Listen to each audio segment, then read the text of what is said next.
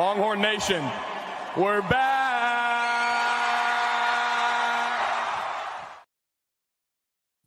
Welcome back to another episode of Fire the Cannon. I'm Rocky.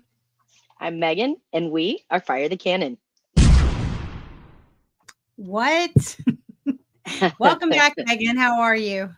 I'm good. I always feel like I'm running around like a crazy person. I feel like baseball season and softball season's always a little more bonkers for me because, 4 games per week versus 1 game with football. So some of your free time's taken up a little, but I'm here. I'm on time. I made it.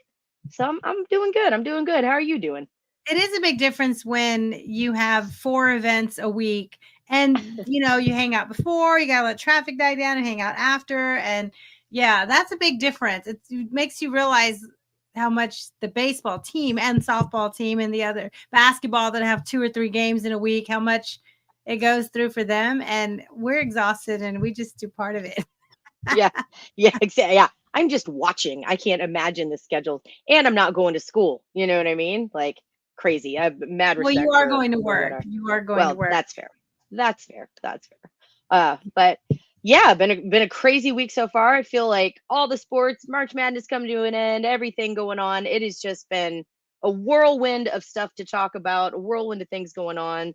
So let's, what you got? Anything you want to talk about before we jump right in? Yeah, well, we don't know how it went for CDC and the crew in Washington, D.C. today. That's interesting. We'll talk about that. Yeah, we just had a busy weekend. It's that time of year where, like Nadia had prom and her birthday this weekend, and we do the bluebonnet photos and all those things. So, but the biggest thing was the driver's license happened. I didn't let her deal. She waited till she was 17, but she got her driver's license on Monday. And let me tell you, when we went down there and they said, her birthday's April 7th, and I'm pretty sure I went online and booked April 7th, but no, we get there and they say, I can check in. It's too early. I'm like, why? My appointment's in 15 minutes. And they said, no, your appointment is in 10 days. It was for April 17th. And Nadia's looking at me and I'm like, oh no. We'll figure it out. And so, of course, the guy was really kind. The guy up front was really kind. The lady who helped us is really kind. We had a really great experience at the driver's license office. And who can say that? Like, right. Everybody was so friendly and helpful and kind. And we got it done. We were in and out in half an hour. And yeah, that's pretty great. So, I mean, not that it's not their fault it takes 6 months to get an appointment, but everything went really well. And she had taken her driving test, a few days in advance through the Austin Driving School, and it went really well. So that's awesome. She did great. Awesome. Apparently, when you turn right into a street that has 2 lanes, you must turn into the farthest right lane, or else that's deduction. Yeah, the lane closest to you. Yeah. Right, which is a thing. I always turn wide, and unless I need, especially if I know I'm going to have to make a left soon, or if it's clear and open, I turn into to the left lane. I don't know. I guess I need to be turning into the right lane. Yeah, technically you're supposed to take up as few lanes as possible, right? When you're turning. Think of all the lanes. No, I'm just kidding. I always think about that. Like, we take these tests once. You take your driver's test once, and then it's like, cool, you're good for life, good to go. I always wonder, like, would people pass their driver's test 20 years after they took it, 30 years? Like, once you get comfortable and you kind of forget about some of this stuff, would you still pass it? I think I would still pass it with flying colors. But that doesn't mean I always drive according to the rules. So yeah, you bend the rules a little bit when you drive. Just a touch. We this coming weekend I'll be in Salt Lake City with Nadia for rugby, and we know this weekend is the Masters, which is always right around Nadia's birthday too, before around Easter time coming up. So what else do you have going on, Megan? Not much. I think I'm going to make a ranch trip this weekend, check on the big kids, let the dogs run around for a little bit. But yeah, not a whole lot much beyond that. And I am going to apologize. I know I'm a little askew. My desk starts wobbling a little bit. I've got my very, very old, my 11 and a half year old Great Dane in my lap right now. She wanted to join me for the podcast today. So who am I to tell her no, right? So I apologize if she sits up and all of a sudden the computer goes flying. All right. So today we're going to talk about Texas baseball, the big sweep over a top team, Georgia. We have the women's softball. We'll talk about their win at Missouri. We have Texas football.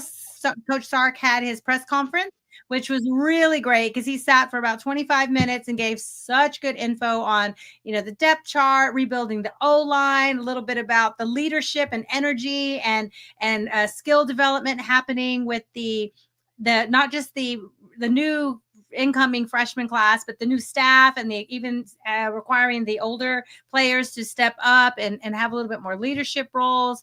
So we'll talk about that, a little arch talk, because there's always hype. We have some way too early top 25 rankings. We have some NFL draft updates.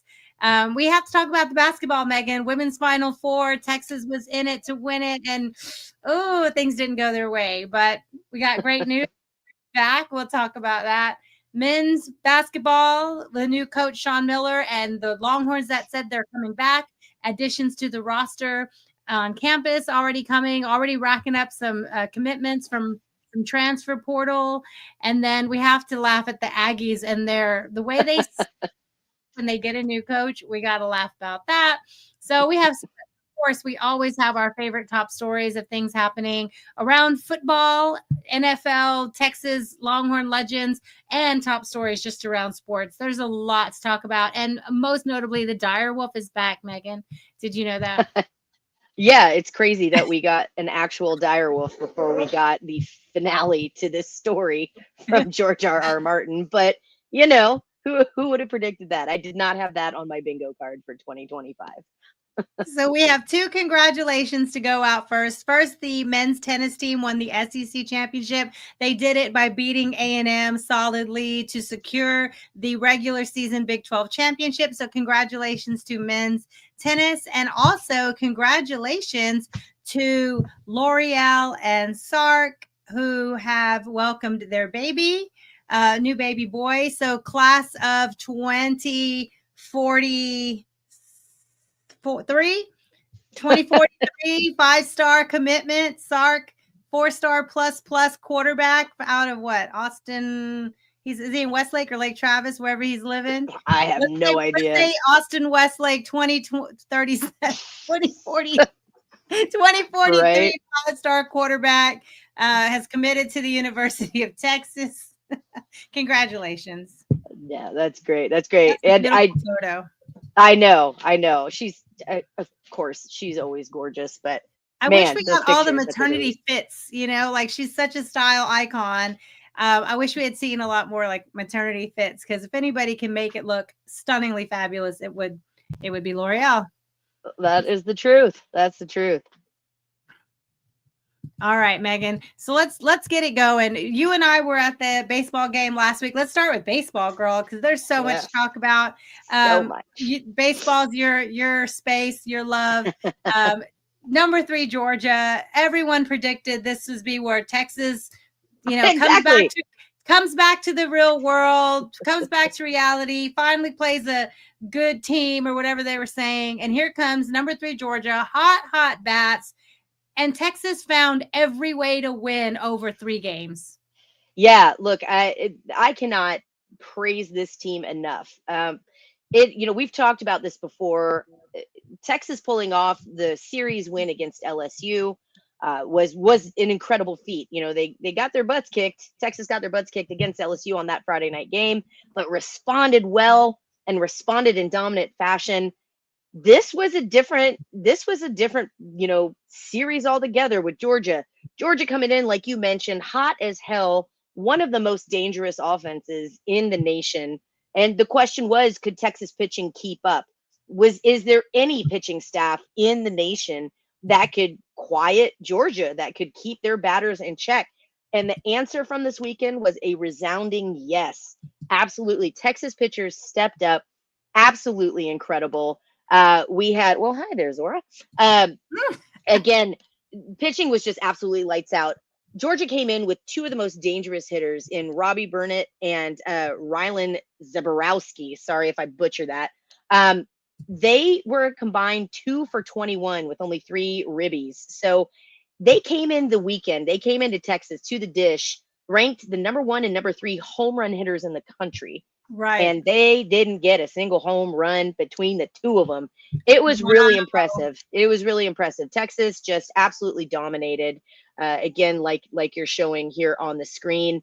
Max Grubbs came in. Delantis had a great, just played lights out. Luke Harrison was playing really well with their strike percentage, with their strikes to batter on base ratio. I mean, it was Luke Harrison was 9-1, Dylan Delantis 9-1 for their strike versus batter on base ratio. Again, it just the numbers are absolutely outstanding. Jared Spencer, man, he continues to impress. And for those that haven't seen or those that get a little confused when you're watching, no, that's not Bert Auburn on the bump for Texas. It is in fact Jared Spencer with his wild long hair. They do. The announcers do mention. They at one point they mentioned something about Bert Auburn.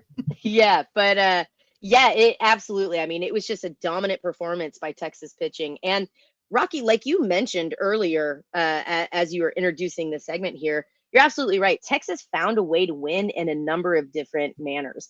That first game, that Friday game, Texas dominated. I mean, they looked absolutely wonderful. Georgia didn't know what hit them. Then Georgia responded well, and they were up, and the Longhorns just kept chipping away, and had a comeback. And then that final game on Sunday, my goodness gracious, I feel like this is going to be a moment that goes down in Texas history, and people will remember this play. Again, Galvan up to base. Now, if you recall, he was injured pretty recently here in Missouri and was battling that back. And, well, y'all, don't worry. He back. He doing good. Walk-off home run to win, to sweep Georgia, win the series. I mean, it was crazy. You were watching the whole time, Rocky. What was your just watching along? How are you feeling watching this? Well, it was funny because Nadia was having friends over for her birthday about 4:00, so his friends started showing up, and I have the game on the big TV, and a couple of them were like, oh, cool. And a couple are like, not really paying attention. But by the time it's in the 10th inning, I had her friends, like we were all watching. And then I was trying to kind of explain like the significance of this last moment of what was happening. And they were all excited about it too. And it was really fun to watch it with them and have them kind of, peek their heads on the TV and watch the game. Let's listen. We have here, let's see who posted this. Horn Sports posted Craig Way's call of this walk-off. This, of course, was going back and forth, Texas and Georgia. The game after the 9th, it was 3-3 after the 9th. So we go, of course, going to the extra inning. Defense holds off, the fielding holds off Georgia in the top of the 10th, and then the bottom of the 10th, this is what Galvan does. And I'm just so happy for him, especially like you mentioned, coming off that injury, when we saw him take that, ball to hit, was it his thumb, or like we didn't know what was going to happen here. Here's the call from Craig Way, which is always amazing. It's a little hard to hear because it was recorded off someone's TV, but here we go. Here's the 3-ball, 1 strike pitch. Galvan swings, it's a high fly ball. This one out to deep right center. Back to the warning track. They can sing it on to it. A walk-off home run to end it. It's a sweep of the third-ranked Georgia Bulldogs. Ryland Galvan walks it off over the right field wall. And Texas sweeps Georgia to win the series.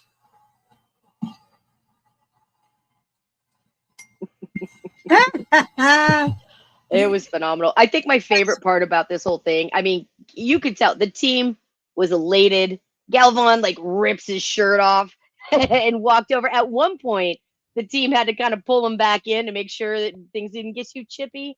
Nothing after the game happened. He didn't get a little too chirpy with Georgia, but man, I'll tell you, the dish was electric this whole weekend. It was a cold series, y'all. Like it was nice on Friday. It got cold on Saturday. It was colder on Sunday, but people responded. People came out. So I just want to go over a few of these numbers so that we don't downplay. Now, again, we talk about this. I harp on this all the time. I preach it.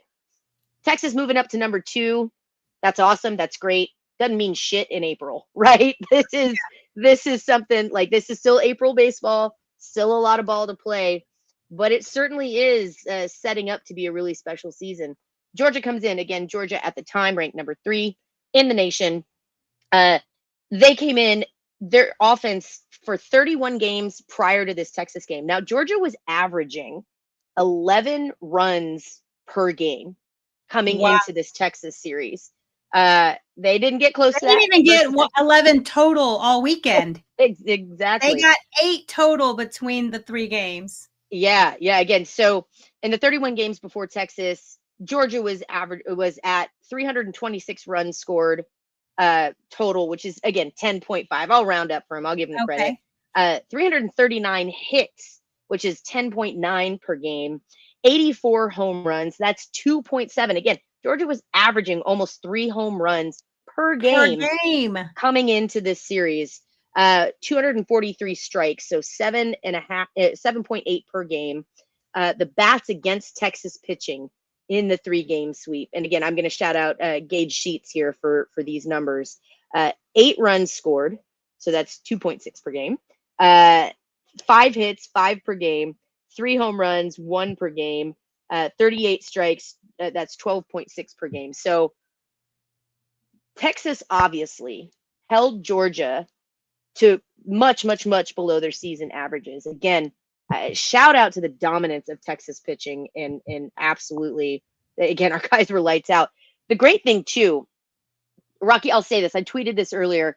If you had told me at the end of the season last year that going into the SEC, pitching would be one of Texas's strong suits this year. After last year, I would have thought you were nuts. I would have checked on you, made sure you feeling okay. You doing all right? Like, I don't know about that, but truly, what the Arm Farm has done, what Max Wiener has done, is really just impressive with this bullpen. Now, I am going to take this opportunity. I'm not going to knock Coach Pierce. He did a ton for Texas.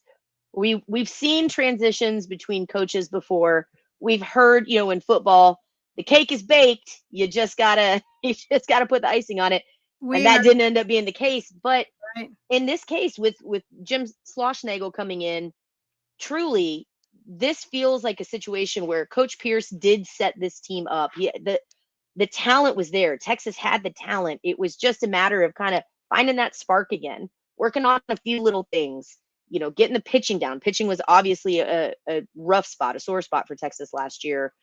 So getting that pitching kind of cleaned up, and then the bats, the mechanics, like it is all coming together so well. And I'm just overwhelmed. I'm so impressed with this team. It's really exciting. Kendall Rogers, even of D1 Baseball, even noted that this Texas team seems to have all the makings of a national championship contention. Big words. Yeah, that's a lot. That's a lot of big words. Now, should be noted, Kendall Rogers, while I think stays pretty neutral, is an Aggie. So maybe this is his attempt at, putting the jinx on the team. But truly, I mean, watching this team, I think the thing I've been most impressed with is how they've responded to adversity. Texas has not done as well on Tuesday games, on the midweek games that you would hope to see, and we're not quite getting what we want out of it, I would say. I think that's fair to say after a few notable losses on Tuesday. But every single time, this team has responded quickly and responded emphatically. I mean, and to watch this team come together and see the joy, see the excitement, see how these guys are hitting, see how they're coming together as an actual team, it has just been truly impressive. I was saying in that loss on Tuesday, it felt like this team just wasn't focused. They weren't inspired. Now, I don't know if it's a case of looking ahead. They were just making some silly mental errors. We had some tough play at third base. We had some uncharacteristic drops. But again, this team, it's like that never happened. Texas came together. They were focused, like laser focused. They knew what they had to do. They had a job to do, and they absolutely did it. It was just really impressive. Yeah, after this weekend with the sweep of number 3 in the country, Georgia, just amazing. They rose. Texas is now the consensus number 2. We know there's multiple baseball rankings, right? So it looks like across the board they're number 2. Arkansas is number 1. There can be debate over who actually has the better resume at this point, but it doesn't matter. What matters is to keep in the conversation, be at the top of your game, right? And Texas is doing that. They had an opportunity last night to keep the ball rolling. We know a couple of Tuesdays have been rough at Texas, which kind of gives you a little UTSD from last year when they had some rough losses at home, but responded again. Hey, keeping that momentum going, responded with a big win last night against Houston Christian. We were at that game. We had a good time. We were looking at, we got to see Oliver Service come out at catcher, right? He's been on the show, and we got to visit with his parents, and so Oliver was out there and he was ready to bat next. And what would keep him from batting would be the run rule, right? Texas was about to run rule Houston Christian. And we were actually saying, like, let them get one run so that Let them get one. Because Oliver got up there ready to bat next, and he didn't get to go out. So he would have batted at the top of the 8th, at the bottom of the 8th, come up first. And he didn't get to bat. So I know, man, it's killing me. But I'm so glad you brought that up. Again, that Tuesday game following the Georgia series, like, what was going to happen with Texas? How are they going to look? Were they going to be a focused team again? Are they going to come down from that high of sweeping Georgia? And they looked great. There was no mental lapse for this midweek game here. And yeah, this was a game you kind of, I mean, I hate to be this guy, but it's a game where you kind of work on your stats a little bit, right? You get those numbers up a little bit. A lot of guys we saw some pictures that we hadn't seen before. So that was good. You get some of those arms, some workouts. And then, yeah, like we said, Oliver came in, which was, I will tell you, man, I don't know that there is another player that doesn't start that has gotten, like, endeared himself so much to the Texas fan base, because the second that Service went in, the dish erupted. I mean, the crowd was so excited that he was in. It was really awesome. So love to see that. Jonah Williams, we have to mention Jonah Williams got in. He number 55. We know that he got to play a bit. He was stranded on second base when he did make it to base. So that was we were like, come on, we want to be there when Jonah Williams, comes in for his first run.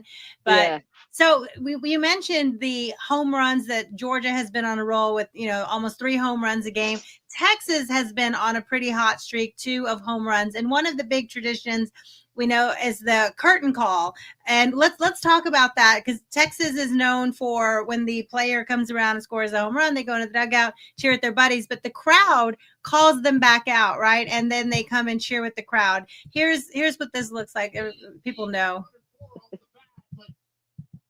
Out to right center, using the whole field, and the wind is carrying that way. From left to right field, you see it.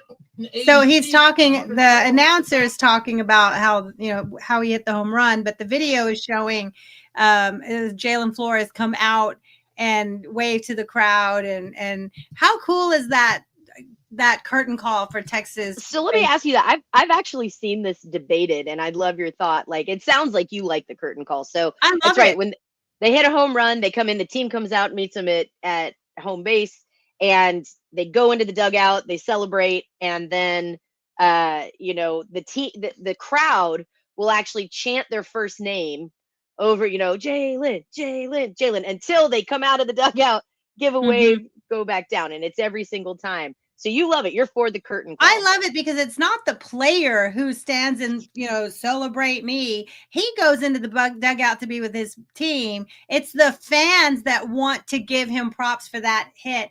And I feel like now it's gotten to, like, they know it's coming. They know it's part of the tradition, but they still get that call. And I think it's a great way to celebrate. It's a big deal to hit a home run. I know it's with these bats and these powerful guys, and they're so strong and they're so smart and they know the pitches and all the things. It's still really hard to hit home runs. And, we've seen players when they hit their first one or their 10th one, they're still excited as they're running around the bases. Their teammates are all waiting to cheer with them. I think it's fun for the crowd to get to be a part of that celebration too. So I know that we don't disagree often, but I got to say, This is not going to be one of those times. We don't disagree here either. I love the curtain call. I will fight anybody over this. Absolutely. I love it. I think this is one I will die on that hill. The Texas curtain call is awesome. And exactly to your point, it's not about showboating. It's not, a player going out there and just kind of being a douche, right? This is the fans participating and showing love and recognizing the player. Now, players like Ivan Melendez, J Flo's finally kind of he's finding his swing again. We got Gasparino that has been hitting just crushing some homers recently. Maybe they get a little bit tired of coming out when you hit that many damn home runs and you have to come out that often. Happy to keep coming out if it's because they got home runs. Yeah. I don't think they would ever get tired of that. I hope they get exhausted by how many times they have to give a curtain call. So yes, listen, like I said, I will die on that hill. I think it is something that Texas should do forever. I love the tradition. Nice. All right. So looking ahead for baseball this weekend, they are at Kentucky. We apparently it's going to be freezing, windy, cold in Kentucky this weekend, but they have games Friday night, Saturday, pretty much morning, 11 a.m. for our time, Sunday, 11 a.m. SEC app, ESPN app, SEC network all weekend. And then they're back next Tuesday in Austin against UT-RGV. We know we had a good time when we went down to the RGV for the game a couple years ago, but when they came here last year, they got the upset on Texas, so it'll be good for them. Hopefully Texas remembers that. There's a few players that remember that, but this weekend they're away on the road, and so let's move on. Anything else about baseball? No, just talk about the series. Like Texas, let's keep going. They're looking amazing, absolutely incredible. Next home series, though, you mentioned they're going to Kentucky for a freezing cold matchup. Next home series against the Aggies. It's going to be a wild one, y'all. Going to be a wild one. So get out there, show up, support the team, come out for Football Fan Day, enjoy, stay for baseball. It's going to be a great series. So much. All right, let's talk a little Texas softball, the number one team in the country. Tegan Cavan, still one of the best pitchers in the country. She had a no-hitter on last Saturday. So because of the weather, they had a Saturday game and then a doubleheader on Sunday. And again, they were at Missouri. And Tegan Cavan, here's the post. She had a no-hitter and against Missouri. Pretty awesome. Sunday was a little sketchier, though. They had to come back to win 4-3 and survive. And then on Sunday, the second game on Sunday, it was a 1-1 game through the seventh. It went to the extra inning, and we had a 2-run hit for a 3-1 win in the eighth. So pretty amazing. Finding every way to do it. Now I have to ask you this. What do you think? Will you pull that image back up? Yeah. So they wore. A lot of folks were asking.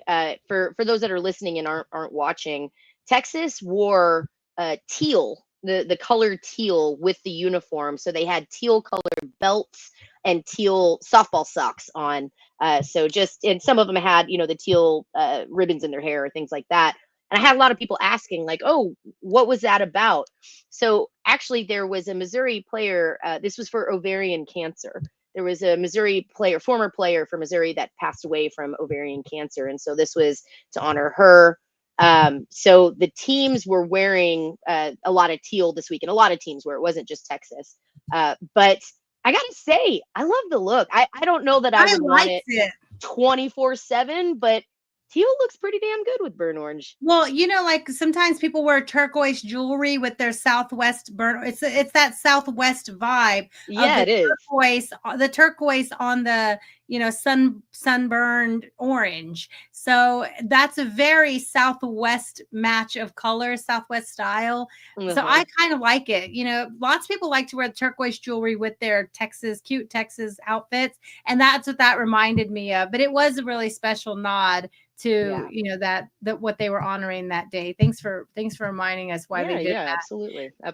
So you also wanted to mention that there was a special RBI goal like a record broken, and I'll play this for you because I know you wanted to see this. Texas softball posted this. Stewie is now just the fourth player in program history with a 60 RBI, at least 60 RBIs in one season. And let's see here where she broke that record. I'll make sure the sound's on and play. Ninth pitch of the at-bat, Stewart blasts it out left field. A 3-run shot for Stewart, number 11 on the season. Love it. Love it. So Stewie's powerful. She's such a powerhouse, man. My favorite Stewie story still will always be, I don't know if we've talked about this before, but I got to bring it up. I was talking about it today. So you know how the grad housing went up outside of Texas, the softball field out in left field, right? So new grad housing up. And this was a conversation with Texas. You know, the GC was there. Texas was bringing up the concern, like, this is grad housing with windows directly across the street from a softball field. What are we going to do? Like, is there plans for a certain kind of glass? Are there plans for cages around the, you know, the lower few floors to cover the windows to protect them? And the GC said, well, first of all, nobody's going to be at these games. Is it really a big deal? And number two, wow, girls can't hit that hard. Girls can't hit that hard. And sure enough, the season starts.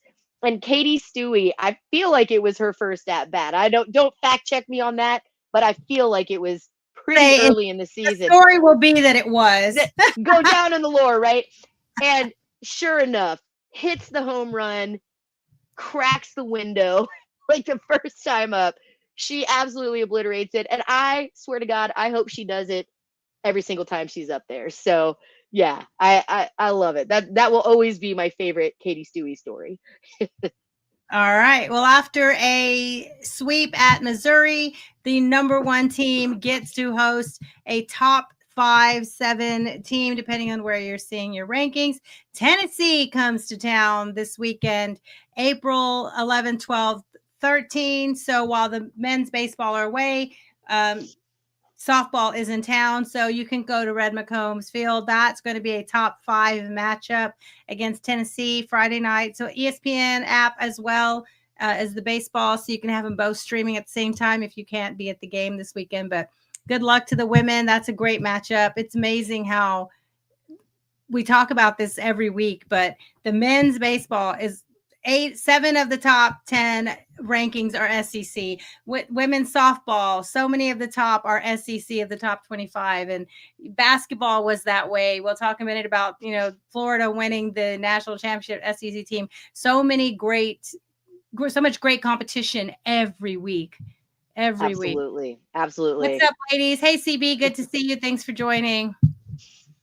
We love it. So, and don't forget too, this Tennessee team that is coming into town recently set the record for the fastest underhand pitch, right? Didn't she hit 78 miles an hour? Wasn't this Tennessee? Wasn't the Tennessee team that hit the 78 mile an hour? I don't know. I didn't hear that. If it happened, I don't know. Yeah. So it's going to be a good pitcher's duel out there. It'll be fun to watch. So just keep that in mind too. So lot of electric games still coming up. All right. So we started to touch a little bit on basketball. So let's go ahead and get into it. Last weekend was the Final Four. Texas women were in it. They made it to the Final Four, which is a huge accomplishment. They got knocked out by South Carolina, who got drilled by UConn. But first, let's talk about the biggest news of the day in women's basketball for Texas. Rori Harmon. Look at those guns. Rori Harmon, why wouldn't I want to run it back? She's announcing that she's coming back for her 5th year. She's in grad school getting a master's degree at Texas because she graduated in 3 years. She's so smart and amazing. How exciting is that? One more year with Booker. And what do you think? Yeah, it's awesome. Listen, and this is where I also want to talk about NIL a little bit. You know, right. I know there was a lot of concern with this NIL stuff coming up and, is this going to ruin players? Is it going to ruin the game? The transfer portal, blah, blah, blah, all of this stuff. But listen, when you build culture in your program, like Coach Vic does, and you present players an opportunity to make a living, to earn a living playing ball, you're extending the chance to keep your players for longer, right? Now, That's a great point. yeah, this next commentary is a negative on the WNBA as much as it is a positive about NIL. But I Yep. mean, minimum wage for the WNBA, like when you sign, is 68,000. They cap out, at for not looking at endorsements and things like that, but they cap out not much higher for signing at something like 80,000. Right. Rory Harmon can make more money than that in a year at the University of Texas with NIL. Why the hell wouldn't she stay one more year? Work on the game, right? Work with the team that she loves. Keep going. They made it to the Final Four. Let's see what they can do next year, right? Like, I'm going to chalk that up as a positive for NIL. It gives players an opportunity to not feel pressured to move on from college before they're quite ready or before they want to, simply because the money's there and you never know, right? Like, I think this is a positive spin here. Here's another positive. I'm glad you mentioned NIL. Here's another positive. Rory Harmon and Madison Booker have the means, along with Coach Schaefer, to get a bus and tickets and hotel to bring 40 Texas students to the game in Tampa this weekend. They got to ride the bus. There are lots of video media following them along the way. Here's the the students coming off, and they're being met by Rory and Madison and other members of the team. I love it. That's so cool. Listen, again, like, I feel like people dogging on student athletes that have this opportunity to make money on their own name, image, and likeness, right? Right. You heard a lot of it's going to ruin the players. They're going to be selfish. They're going to spend it on stupid stuff. This isn't stupid. This is incredible. Like, what an incredible gesture to look at your fellow students and say, hey, man, we'd love for you to be here. We know being a regular college student, money might be a little bit tight. Don't worry, we got you, fam. So, like you said, Rory Harmon and Maddie Booker and Coach Vic paid for 40 students. They chartered a bus, paid for 40 students, got the tickets, got the bus, got the accommodations, and said, come on with it. That's incredible. That's awesome. What a testament to who they are as people, who they are as players, who they are as, students that love the University of Texas. That's badass, man. I love to see it. That is badass. They started off so strong. We'll talk quickly about the actual game, right? They started off so strong and it felt really good. And then, of course, Dawn Staley just adjusts and can answer, and the talent, the shooters. And it felt like everything that was dropping and going in for Texas the first half of the game, just they couldn't get those in when they needed the most. And then the gap just started widening. And you can feel like, that's, just that they've played each other 4 times now this year, and 3 of the wins by South Carolina were 20 points or more, right? So there's a gap.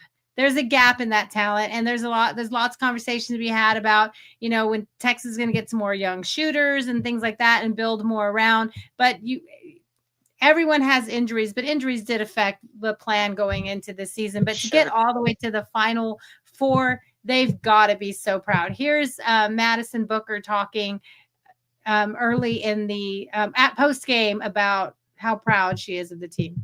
I did feel bad for my sisters, some of their last years, and I kind of wanted to win it all for them, but I mean, sometimes you gotta look back and catch stuff on the back. I mean, we've been through a lot of ups and downs season with Amo going down, Layla going down.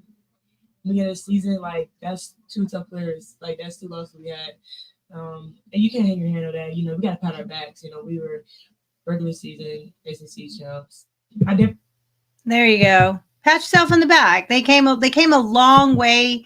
Especially when you consider over the last few years, getting over that last hump. They were Elite Eight, and couldn't break that wall. And now they've tasted Final Four. They've tasted. We saw the media all week, right? They got to taste what it's like to have those rooms of gifts and all these extra treats and media and photo shoots and all the things that came with being in Tampa for the Final Four. Now they want that even more again. Oh, great point, CB. Thanks for reminding us. When Booker got that third foul, that felt like a shift. It was in a the dagger. Yeah, It it was a dagger for sure. Yeah, Yeah. taking Booker out early, obviously one of your hottest players, one of your better shooters. She's a game changer when she's in. There's absolutely no question about that. So you're right, CB. That's a great point. So yeah, you bring her in, or you take her out of the game with that foul trouble, and it was just tough to overcome for sure. Yeah. Really tough. All right. So congrats to the women making it to the Final Four. They went on to, they got beat pretty solid by South Carolina, who got destroyed by UConn. So, that's just how it goes sometimes. But we have to talk quickly about, I know people talk about it's already Wednesday, but we have to talk about Houston's massive, first of all, their massive comeback against Duke, which was amazing, and we were all cheering for it. It was wild. So Houston was down by 14 with 8:03 left, and I think Duke had like a 98% chance of winning the game with under 10 minutes left or something.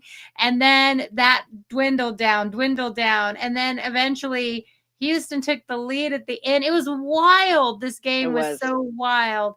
And then the exact opposite happened to them 2 days later with Florida, the meltdown, the sad players. But I think a lot of people know exactly why Houston lost that game, Megan.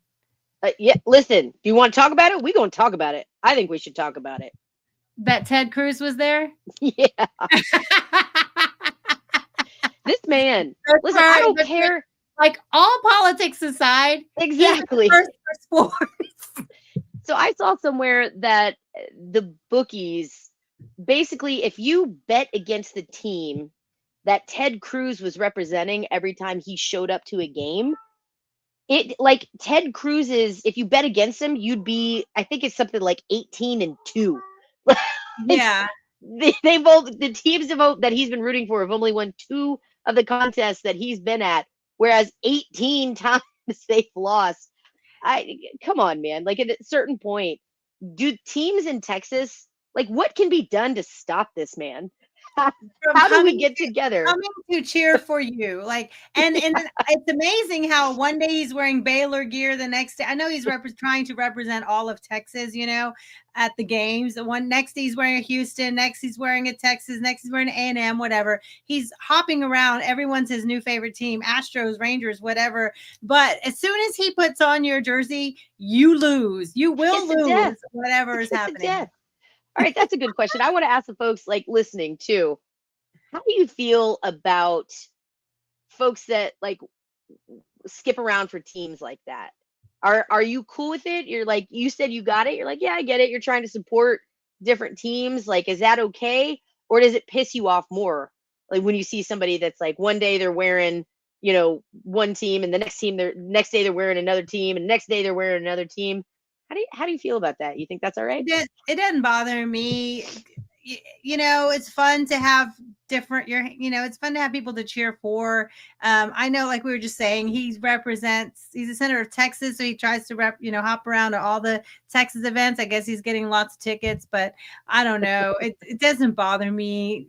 People can cheer. I don't know. I don't think it's any different than saying you can't cheer for his team because you didn't go to that school. That's a fair point. Whoever you want, whenever you want. I don't want to gatekeep, but it does feel dirty where one week you show up in Texas A&M gear and the next weekend you're there in Texas gear. I don't know. That just feels weird to me. I don't know. I don't know how I feel about it. Yeah. I mean, like I said, it's a little bit different for him because he's, supposed to be representing all of us. That's a fair point. That's a fair point. Anyway, but for most people, like if they hop around, they like different teams.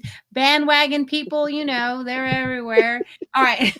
So let's talk about congrats to the women. Good luck, better luck. Good luck next year. They were amazing this year. And having Rori Harmon back is huge, right? For the consistency, the leadership, especially because there are superstar young players that we saw really start to shine at the end of the season.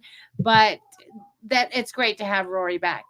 So let's quickly mention the men's basketball team, because with the new coach Sean Miller, they have roster shakeups, right? Lots happening in the roster. And here is Megan, kind of Jerry Hamilton posted this, I think, yesterday. A look at what the roster is looking like now. We have players that are coming back. They got a 7-foot player from Lithuania. That's pretty cool. Apparently, he's really awesome. Don't ask me to pronounce his last name. Do it, girl. Yeah. But this is what I wanted to show you, Megan. They put together, we won't show each video, but Texas basketball had an I'm back for all the different players returning Texas basketball. So here we have Nick Cody. He was the first to announce that he was coming back under Sean Miller. And then we have, let me see, I have them all. There was 4 of them pulled up. Then we have Tremont Mark, who was really coming on towards the end of the season. We know he had had injury issues, and they've been, moving people around. He started to initiate a little more offense. My favorite player off the bench, well, my favorite player, period, who usually comes off the bench, but also was injured a lot this season, who didn't get to impact until late, Kendall Weaver. I'm really excited. And they called him, they said for the Bo Weavers, I guess they're the Bo Weavers. They're calling it's like fans Bo Weaver. I'd wear that shirt. I'm not gonna lie. Justin I'd wear that Bieber shirt. they're called the I don't know. Beliebers. The Beliebers? No, the Beliebers. Oh, anyway, and then Jordan Pope is back. So they put many like highlight videos, 20, 30-second highlight videos of each player, Texas basketball, and then they all got the I'm back fits to their photos. So I think it's always really nice when they do it a uniform way and really honor each player and, space out their announcements. Even if they all decided at lunch together, they space out the announcements that they're coming back. Yeah, absolutely.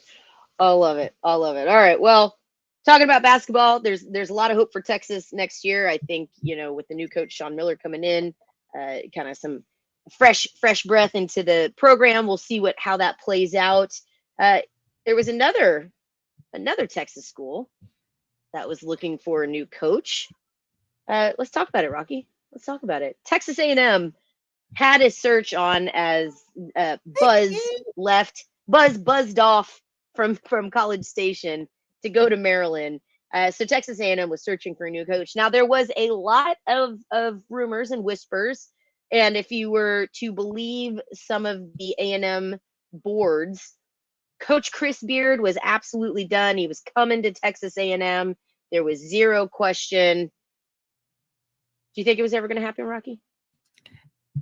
Well, now I don't know. I've heard rumors that Beard actually reached out to, Beard's people actually reached out to A&M's people.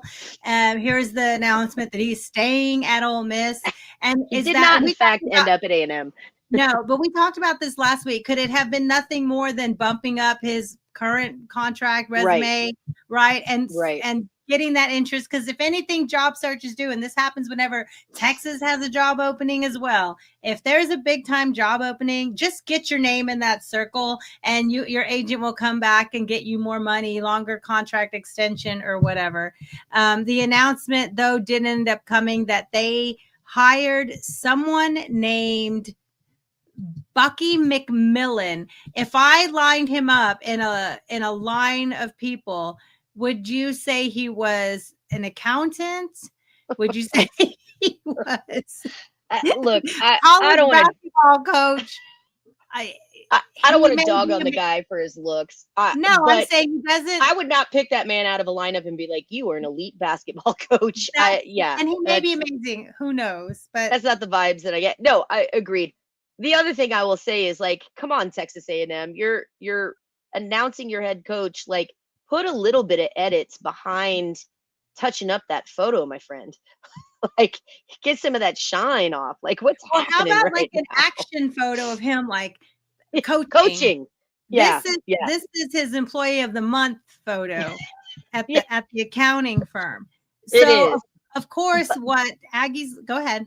But I Sorry. was just gonna say though, I've got to give A&M credit in this sense though. If you had asked me, if you told me, look, there's a coach named Bucky McMillan, where do you think he coaches? A&M feels like a perfect fit for a dude named Like Bucky Jimbo. McMillan. Jimbo Fisher. Jimbo Bucky. Fisher. Jimbo, Bucky, and Buzz, right? Like it fits, man. I have credit there. Maybe that's how A&M should do their searches from here on out. Like Just solely based on the name. yeah. Okay, so of course they had a big presentation to welcome the new coach. They had a big ceremony, and they released this video of the ceremony. You know, they got to learn to saw them off like good Aggies.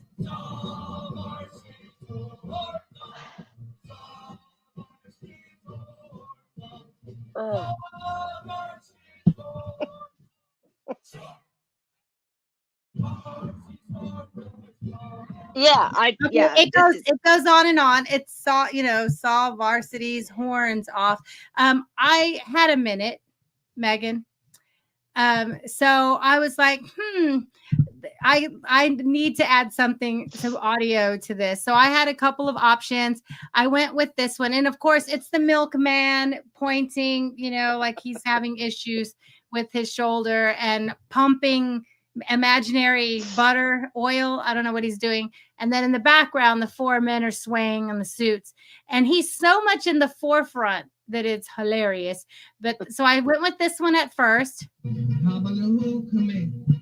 Goodbye to Texas University of Texas. You love this song.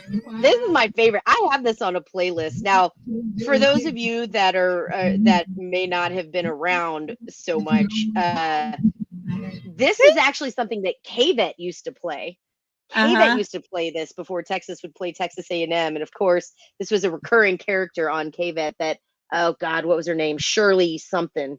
Shirley, CB, maybe you can help me out with it. But of course, it is Hullabaloo, right? It is their Aggie Warham, and they're singing it, but it's got a little flair on it. It's got a little flair. It's hilarious. Connect. Yeah, it's the best.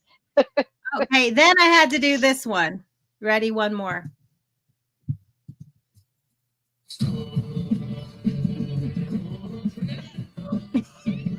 With the loser, yeah. Listen, I have to ask this, and again, I want folks to chime in here.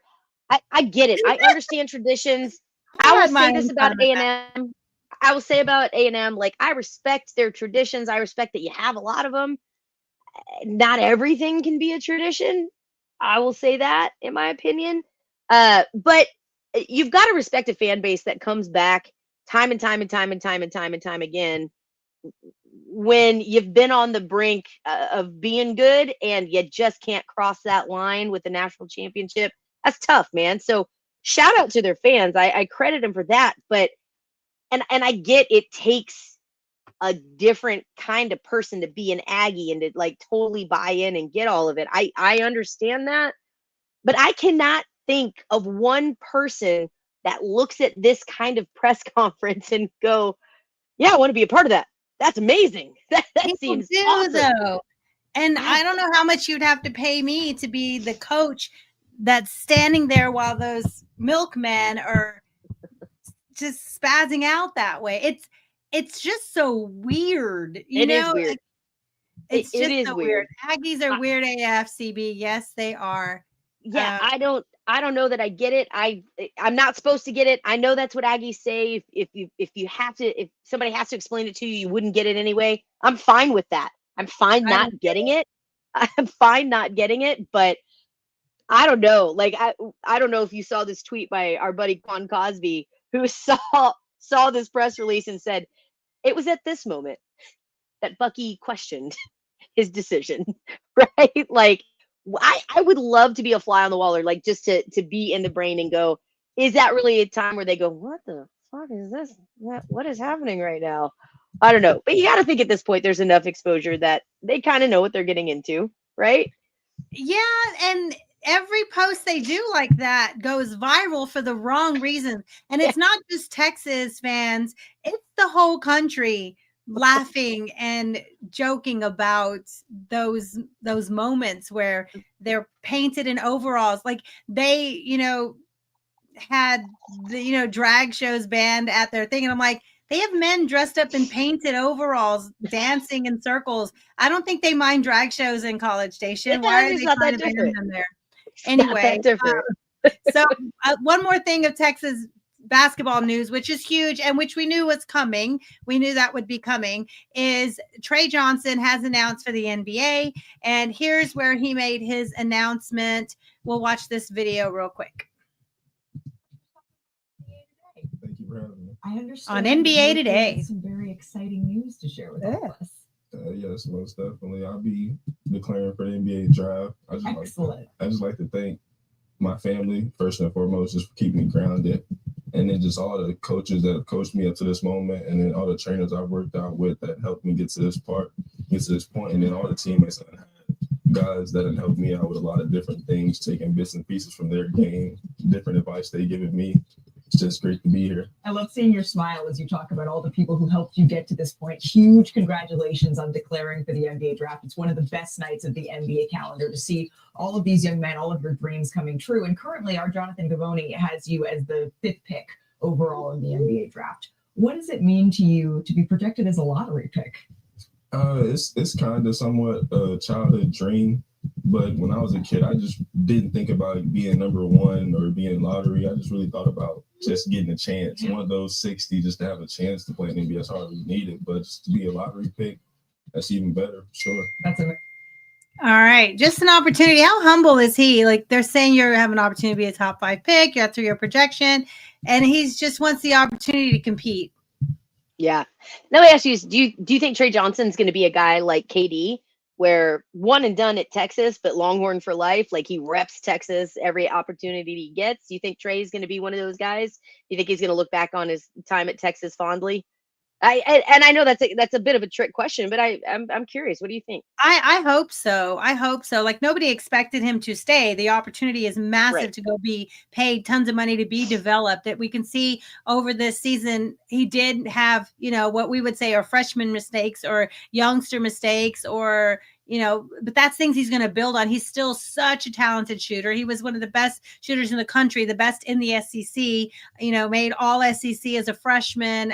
So I think it's inevitable that he would move on to the next opportunity because we expected him to be here just 1 year. He was one of the best in the country coming in. So I hope he really looks at his time fondly, especially because it feels like he did have a great relationship with his teammates. It looks like they had fun together, and it looks like he had a great relationship with Rodney Terry. So I hope he does, want to stay part of the Longhorn family as he goes on to the next step. Yeah, absolutely. And just one more note on that too. For those that might have said, like, I know it's nice to think, oh man, what if he comes back 1 more year, a new coach, let's try it out. To be super clear, when Sean Miller came in, he had the conversation with Trey. And he literally said, he released this. He said this. He's like, go to the NBA. Yeah. You need to go. Strike while the iron's hot. That's a different conversation, right? A little bit earlier, we talked about NIL, how that can affect players staying. But when you're projected as the 5th overall pick in the NBA, where you're going to be guaranteed millions, look, could you make a lot at Texas? Yes. But you're not going to be making NBA 5th round or fifth overall pick money. So yeah, thank you. We appreciate it. Go be great.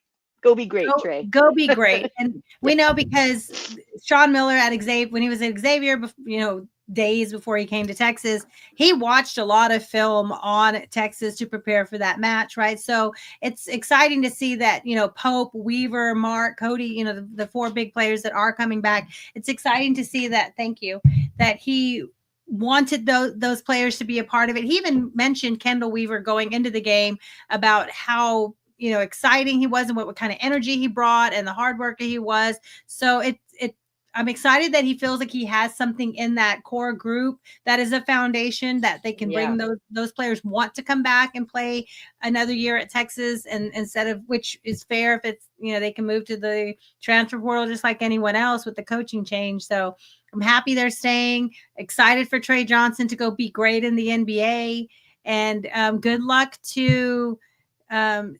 McMillan. Is that his? What was his name? Bucky McMillan. Bucky McMillan. Good. Far be it for me to help an Aggie, but I'm going to help the Aggies. Can you imagine a Bucky's and Bucky McMillan team up? I mean, the Aggies are the owners, like founded Bucky's. The founder of Bucky's is an Aggie. How much? That would be an incredible team up. If you went by the name Bucky, Bucky, how much would they have to pay you to change the spelling of your name to BUC-EES? And only an Aggie would spell it that way too. BUC-EES. A lot of money. More like I'm making enough as a coach that I don't think that would be a thing. But you never know. I don't know what his priorities are. I just think it'd be an all-star matchup for A&M. So A&M, you're welcome for that free tidbit. Best of luck with it. All right, Megan. Do you want to talk some Texas football in just a moment? But first, we have to talk Rockin' Diamond S Ranch. I'm so proud of you. You nailed it. I don't know why it's so hard for me to say that name. Go for it, girl. All right, y'all. If you are looking for a wonderful Texas getaway in the beautiful Texas Hill Country, look no farther than the Rockin' Diamond S Ranch. There is seated on 120 acres in the beautiful Hill Country near Johnson City. It's just a quick drive to Austin or San Antonio. The main home sleeps 14 with one primary house and 2 fully furnished cabins. There's wildlife watching, fishing. You can play with the Longhorns. They love to say hi.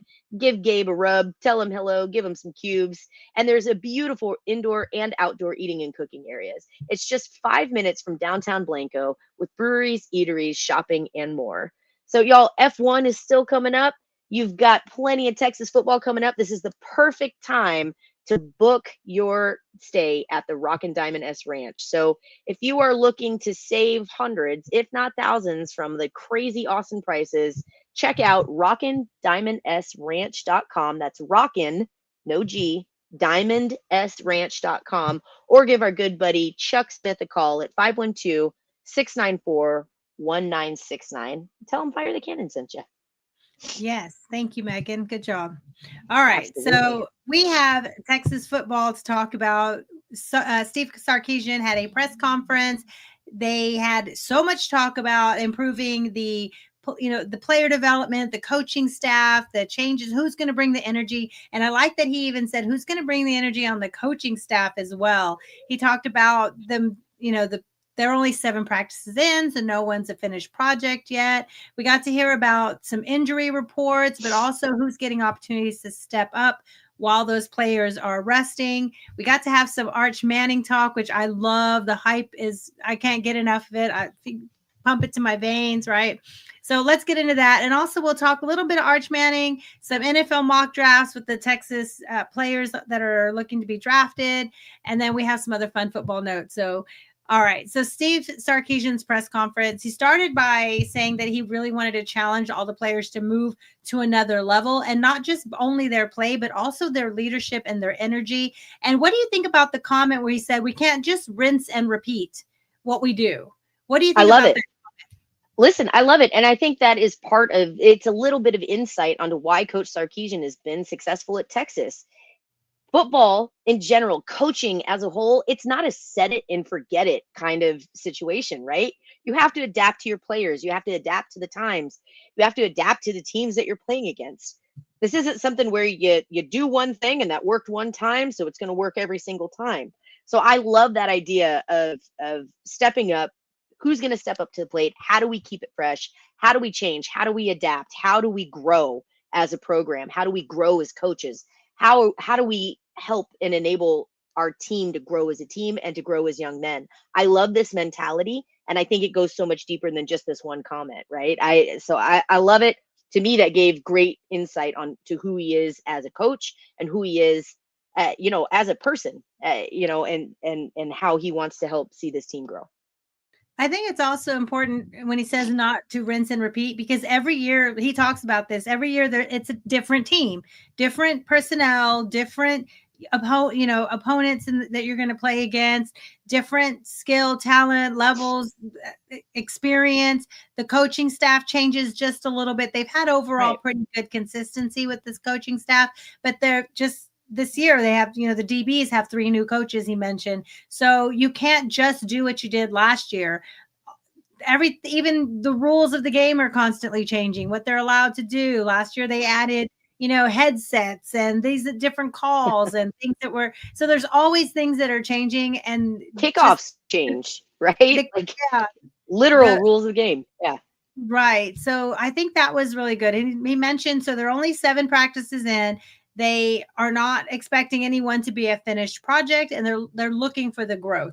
And I really enjoy that he mentioned when he talked about Matthew Golden, that initially Matthew Golden had some early struggles, and had they just dismissed him or they didn't keep coaching him hard and working with him, he's now projected to be the first wide receiver off the board in the entire NFL draft, when he was saying he had struggles early. Right. Well, and again, I think this gives you insight to who he is as a coach and who he is as a leader, right? I find it hard to believe. I'm not saying it doesn't happen. We see it happen, right? But to me, it's a crazy thought to think a person who is a coach would look at somebody and see them going, oh, well, you're struggling. You're a lost cause. Next, right? Like yeah, as much as we talk about the next man up mentality, that's not how it is with coaching, right? You always want to help. You always want to see how they can grow. And how many times have we seen? I mean, again, my goodness, I bring him up often, but Christian Jones is a perfect example of this, right? He went through so many coaches, had to deal with a lot of different coaching styles. The talent was there, but they stuck with it. And even through the coaching changes, when Coach Flood came in, Flood had him for 1 year. Flood could have said, you know what, I got a new crew coming in. I'm going to focus on them. But he's not going to do that. He looked at Christian Jones and he said, hey, man, let's work. And Christian, of course, put the work in and went in the draft. Like, to me, that is, you can't just abandon a kid because he doesn't have the perfect game right off the bat. Right. So, yeah, no, I think it's incredible. I think it's good insight. And yeah, you keep working. You always keep working, keep grinding. All right, let's listen to Sark. He talked about the importance of the growth and what they can learn from players as they see them in this space. So not just, of course, they're not finished product right now. He said that many times, but being able to project their skill and what their needs are. Let's listen to him here. That gives you a little foresight into the future of kind of the learning curve, the physical makeup of the game, the speed of the game, things of that nature. And just because a guy maybe doesn't show it all right now doesn't mean that he can't in the fall. And maybe it's going to take a year, right? We've had plenty of players who have been developmental players in our program that has taken a year or 2 that have grown into really good players for us. But that's where the evaluation is so critical right now, of assessing maybe projecting what a player can be down the road. And sometimes we're not getting the best of their physical ability right now either, because there's so much going on, right? There's learning, there's what's happening on defense or what's happening on offense. There's, the wheels can turn pretty good right now to where that inhibits some of the physical ability to expose itself to. So just trying to be mindful of all those things, but, clearly some young players are going to have to play for us this fall. And all right. So he mentioned that with Matthew Golden, that it was just so much going on that you couldn't see how physically talented he was yet until he could understand the playbook, not have to think so much. And then boom, his physical skills really started to shine. He talks about that. And then he talks about they're going to need these young players, right? So when he mentioned, because DeAndre Moore is out, resting, Ryan Wingo has the hamstring, and there's opportunity for some of these younger wide receivers like Khalil Lockett and Jamie French and Dalen McCutcheon and Parker Livingstone. Like there's opportunity for them to get tons of reps right now with not just QB1 Arch Manning, but also Trey Owens and KJ Lacey. So what do you think that does for building the depth? Because he says it could be 16 or 17 games they have to play, right, to win a championship. Mhm. How does that really help that? Unfortunately, Moore and Wingo are resting now with injury, but the young receivers get an opportunity.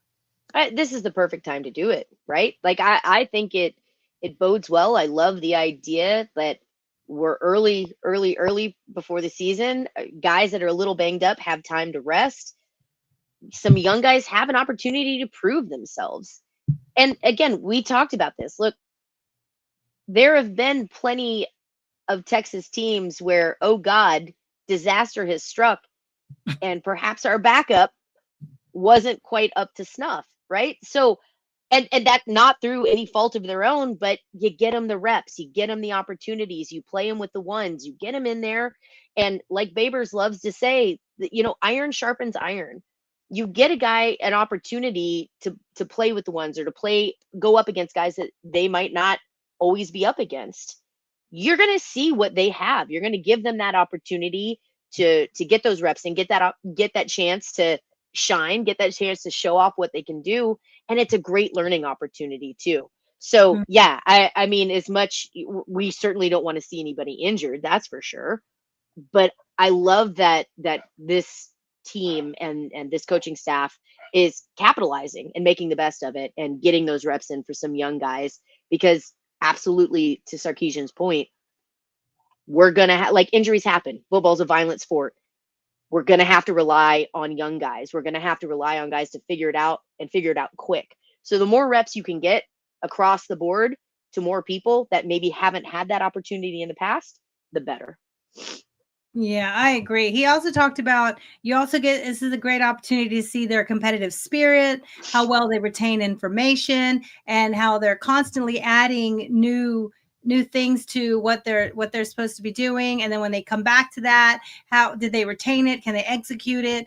And this is a really great time for them to build that trust with Sark, because we know he needs to trust you before he puts you out there, especially when the first game of the season is going to be at Ohio State. So absolutely.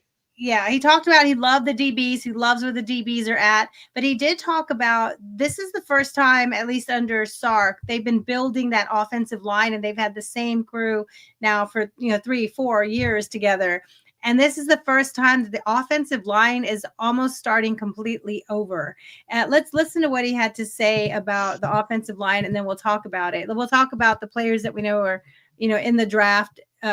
In the NFL draft this year, and then how that affects the new line. It's like anything every year, we're going to lose people, and I think the sign of a healthy program and the sign of a successful program is when people move on, the next group's ready, that next wave of guys are ready to step in and compete and do it at a high level. And there's been a high standard set in our program at all positions. And so, this has been kind of the first time the offensive line has had to be part of that. We've dealt with it on the defensive line for a couple of years now. We've dealt with it at wide receiver for a couple of years now. We've dealt with it at the running back position for a couple of years now. This has probably been the first time where the offensive line has been the one that's part of that transition. But again, a lot of these guys have been in our program. They've worked hard, and they're chomping at the bit for their opportunity. Every time he finishes his statement, I'll just play this. Listen, everybody's talking. It's been so long since they've had a Sark press conference that everyone can't wait to get their question in. But let's talk about that. So going into the NFL draft, Jake Majors, Hayden Connor, Kelvin Banks. I mean, I'm missing like 3, but all the offensive line are going into the draft, right? And so they have DJ Campbell and then all the youngins, right? And some of them have gotten good experience in the game, like Gooseby. They've gotten good experience. So what are you looking to see? I know you're really into the offensive line and stay closely connected with that. What are you expecting to see or hoping to see from the new offensive line? Look, again, never count out Coach Flood. I think the insight that we got with Trevor Gooseby last year when he had to step up, come in a high pressure, high intensity game, and he performed, really speaks to how Coach Flood prepares his guys, and truly, like, schematically, they know what they're doing. They're smart players. They understand where to be. And like we're talking about now, you're getting these guys, they're getting these reps in. They know how to talk to each other. They know how to work with each other. I think that's absolutely invaluable. I want to say too that something that I think is really important that we may not be making, like, connecting these dots quite yet. You've got Arch Manning as your QB1. Arch has been with the team. Arch has helped nurture some of these young guys coming up. This crew is tight. The O-line crew is tighter than it has ever been. Again, the guys that are going out, that are going to the draft, absolutely set the stage.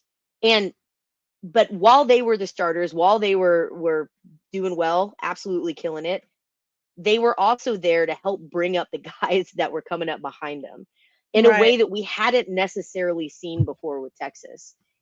Quinn Ewers was the leader for the team. He's close with everybody, but Arch Manning is a big part of that too. A lot of the outings, like, this is what people don't understand. Arch and Quinn were close. They are close. They're close with the O-line that's going out, but they're close with the guys that are coming up. So I don't want to underplay the importance of that relationship. Arch has been showing himself as such a leader. We're excited to see him come in, but I think that will go hand in hand with the development. That was something that we talked about in years past when the O-line has struggled a little bit. The communication wasn't quite there, right? Like, there were some miscommunications. Guys weren't used to playing with each other, playing next to each other, or anticipating. When we had Hayden Connor on, this is something he talked about,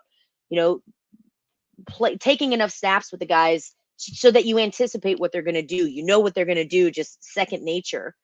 I don't think that is going to be as much of an issue this year as it may have been in the past, because again, you've got a leader, you've got some seniority in the backfield for Texas as well. That's really going to help out these young guys with the O-line, and they're already a family. So I know maybe I'm making this too rosy, maybe I'm making it too peachy, too touchy-feely. Well, we but know it matters. the offensive line, Relationships the matter there. communication and the relationship and the experience time together matters. Absolutely. So he talked about the offensive line, that he trusts that, they've been developed under Flood. They're going to find the best 5 and put them out there, and then they'll know who their 6, 7, and 8 are. And then he talked about the best looking group being the DBs, them being aggressive and versatile, and how much it helps to be a great defense when the offense doesn't know, you've put out certain personnel and they still don't know what you're about to do, right? We saw a taste of that with Jahdae Barron. They have Trey Moore right now training at 3 different positions. But what a schematic advantage it is. No, keep going. But what a schematic advantage it is when you can put out, 11 players on defense and 3 of them switch to a different position or drop to do something different, or 4 of them are doing what you haven't seen on film, or you don't know what's actually coming at you because they're so versatile. Yeah. We talked about versatility before. Last season, I feel like that was the key word, the Pee Wee's Playhouse, versatility. Right? So yeah, I think that's something that's important. And we're going to continue to see that under Coach Sark's staff. But the thing you brought up the DBs. You said that's one of the strongest positions. I agree with you wholeheartedly. Have I been living under a rock? Because I feel like it caught me off guard learning that Ryan Niblett switched over to DB. He is now a defensive back. And I love that. I love that move. Sark talked about it in his presser. Maybe I just have not been paying attention. I don't know if I've just been in a work cloud. Maybe they want him because they talked about the DBs. I thought the DB room was pretty full, and it would be the wide receiver room that's thinning because of the injury. And then if anywhere they would need a more experienced player would be the wide receiver room. maybe they have something in the works, someone like a Bolden or a Golden or a Bond that's going to come in late.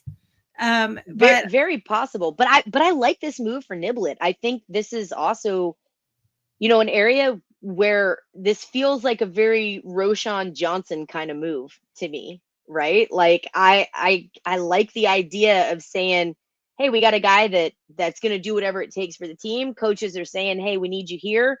And he steps up and makes that change. I love that for him. So I think he's going to be a guy to keep an eye on, see how he does in that deep. I mean, he's built for it. He's got the perfect build.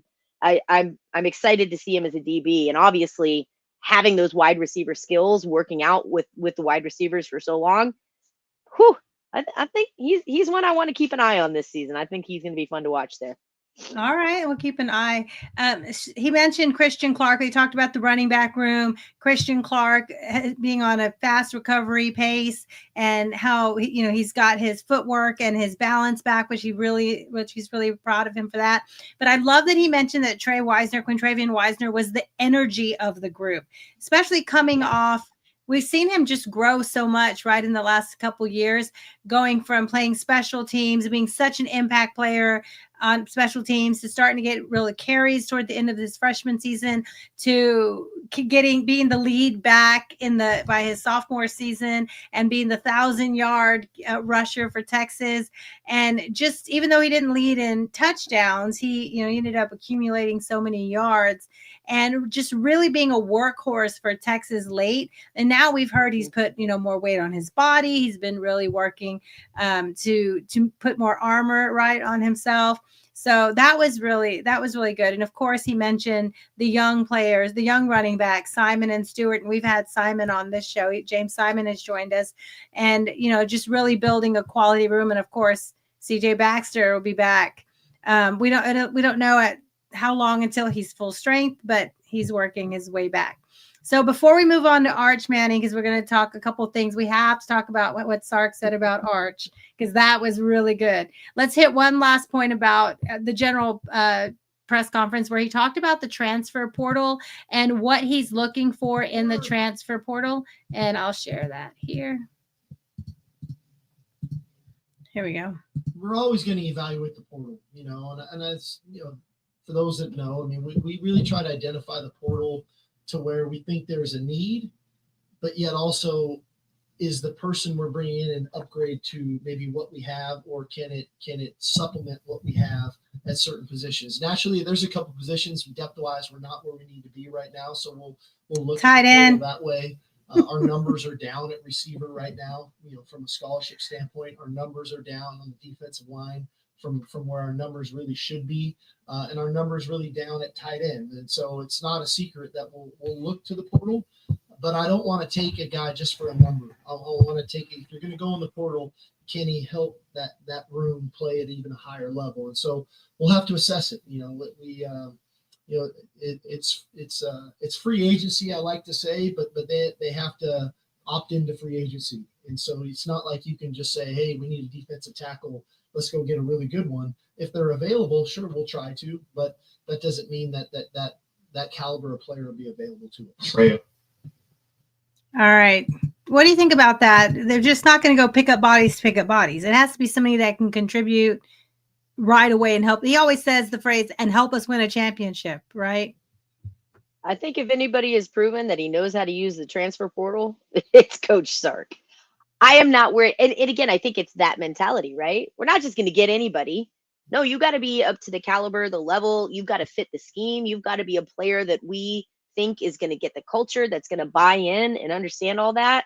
Mm-hmm. I love hearing that. Because again, we say this over and over for a number of things, right? At Texas, the standard is the standard.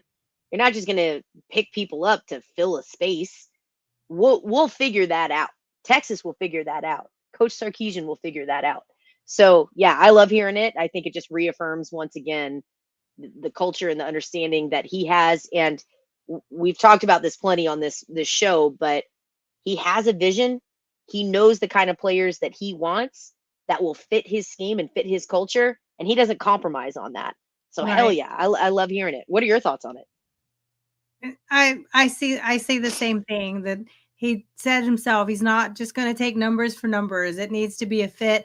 And the really cool thing is we can trust him now to go evaluate. Of course, there have been some misses or some transfers that early on, a couple of tight end transfers or different players that didn't pan out. Some had injuries, some just didn't pan out or contribute. But now Texas has built up under Sarkisian and Flood and, Banks and this group, PK. They've built this resume now that if you come to Texas as a transfer, you're going to be developed and you're going to raise your stock. Look what Andrew Makuba has raised his stock.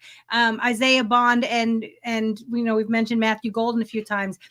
They've really raised their stock coming to play for Texas, especially after, we'll talk in a minute about the drafts, but Bond is going up the boards now after his showing at the NFL Pro Day at Texas. Yeah. So there's a huge opportunity to come grow and be developed at Texas if you transfer in, but also you need to be able to contribute to competing for championships to come be a part of the program. They're not going to take just to take, right? And I like Absolutely. That you mentioned the culture piece of it too.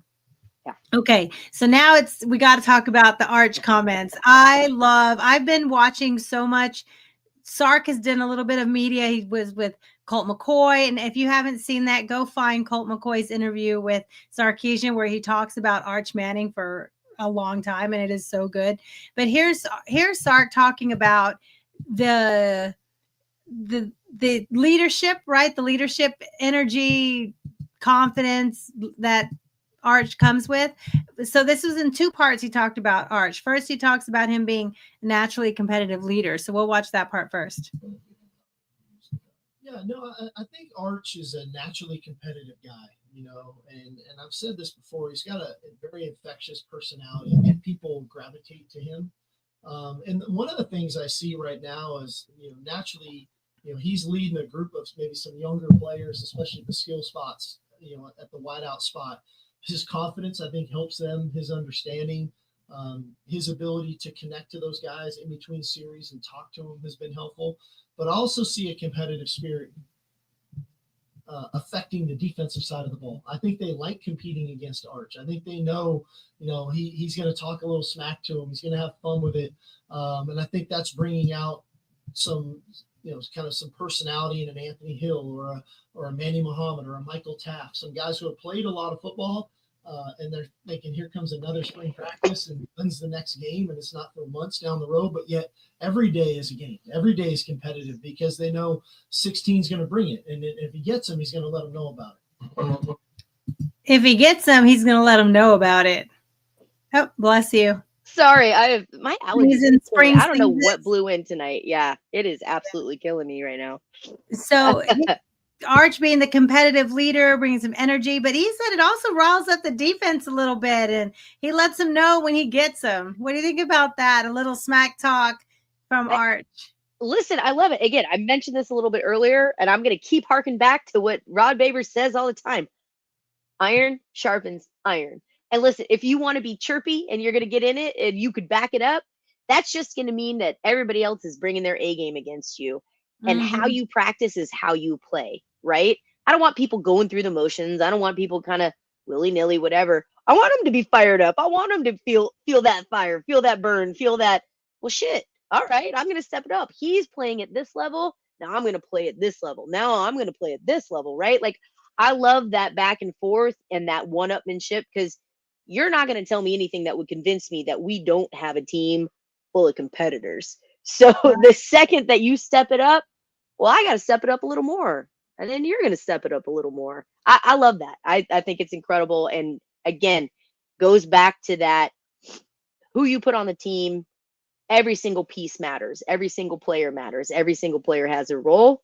And hell yeah, Arch Manning as QB1, I think he's going to be a great leader and get other guys to step up and play on his level.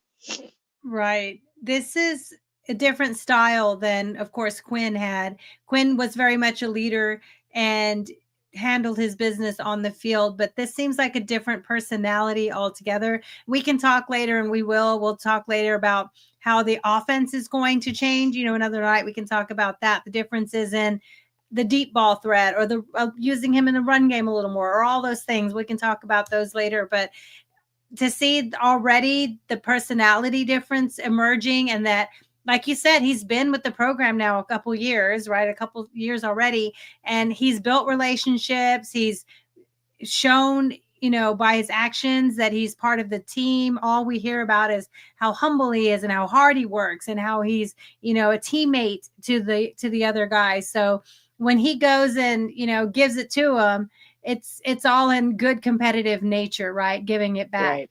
So then Sark was asked, how does he handle, being, the popular name, or the QB now at Texas, something like that. And Sark says, oh, the boos, because the boos are coming, right?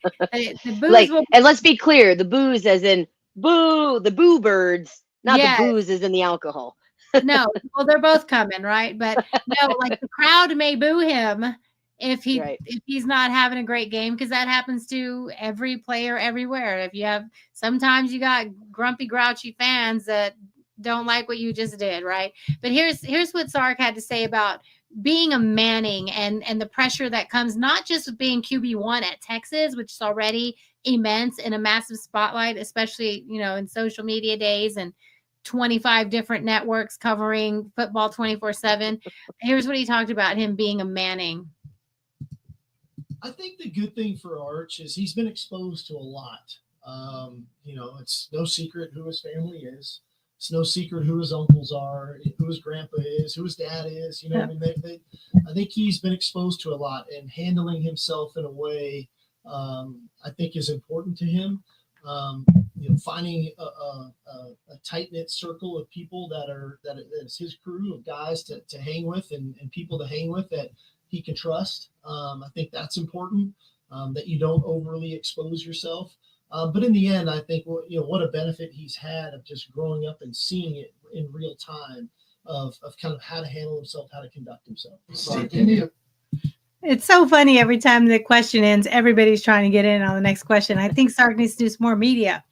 Okay. So what do you think about that, Megan, that the benefit he's had of, it's like a catch-22, growing up a Manning, all the pressure, but also he's a Manning. He's been educated on how to handle.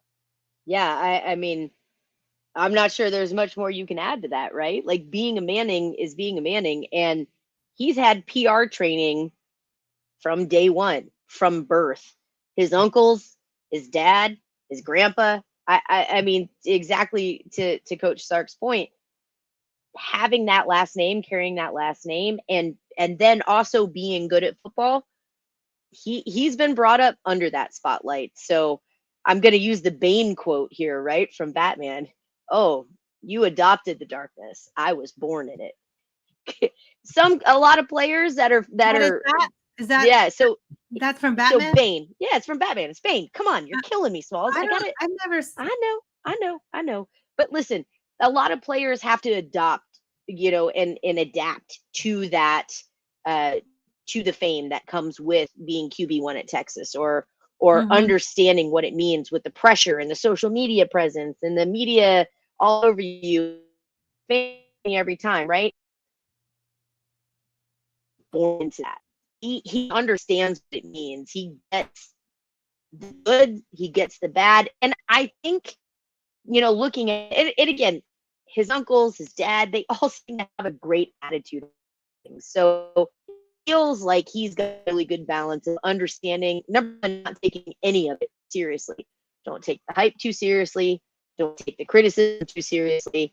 The kid seems pretty damn mentally stable.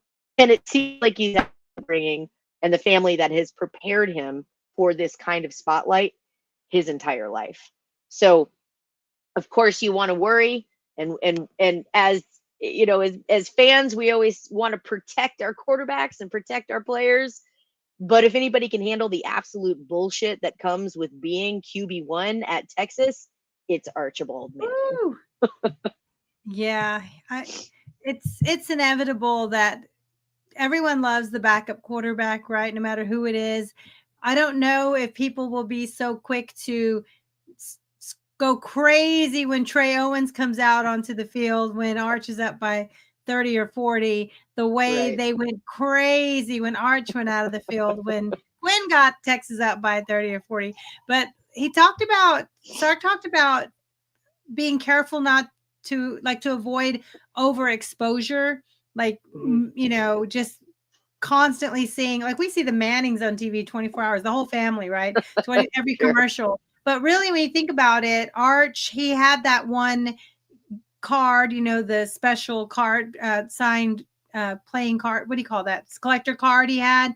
And all the money went to a charity. And then since then, now that he said that he wasn't, his family kind of made a statement that until he's QB1, he doesn't need to be doing all this, media stuff. And now, as soon as he was quarterback 1, he's done the Red Bull, right? He had a Red Bull gives you wings ad. He did the Waymo Uber car, right? The self-driving Uber car.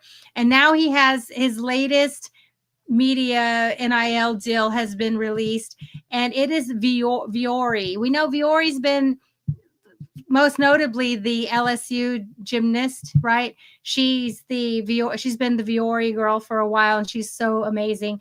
And then now Arch Manning has this commercial out for Viori, however you say it.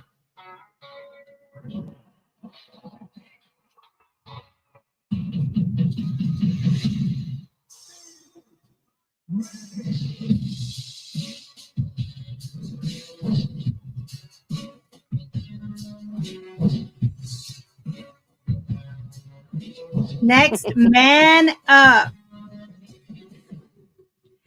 Okay, next man up is so clever. They spell it with 2 N's. Next man up. So not just next man up, like he's the next quarterback at Texas, but it's also the next Manning up, right? It's so clever, because I love it. So clever.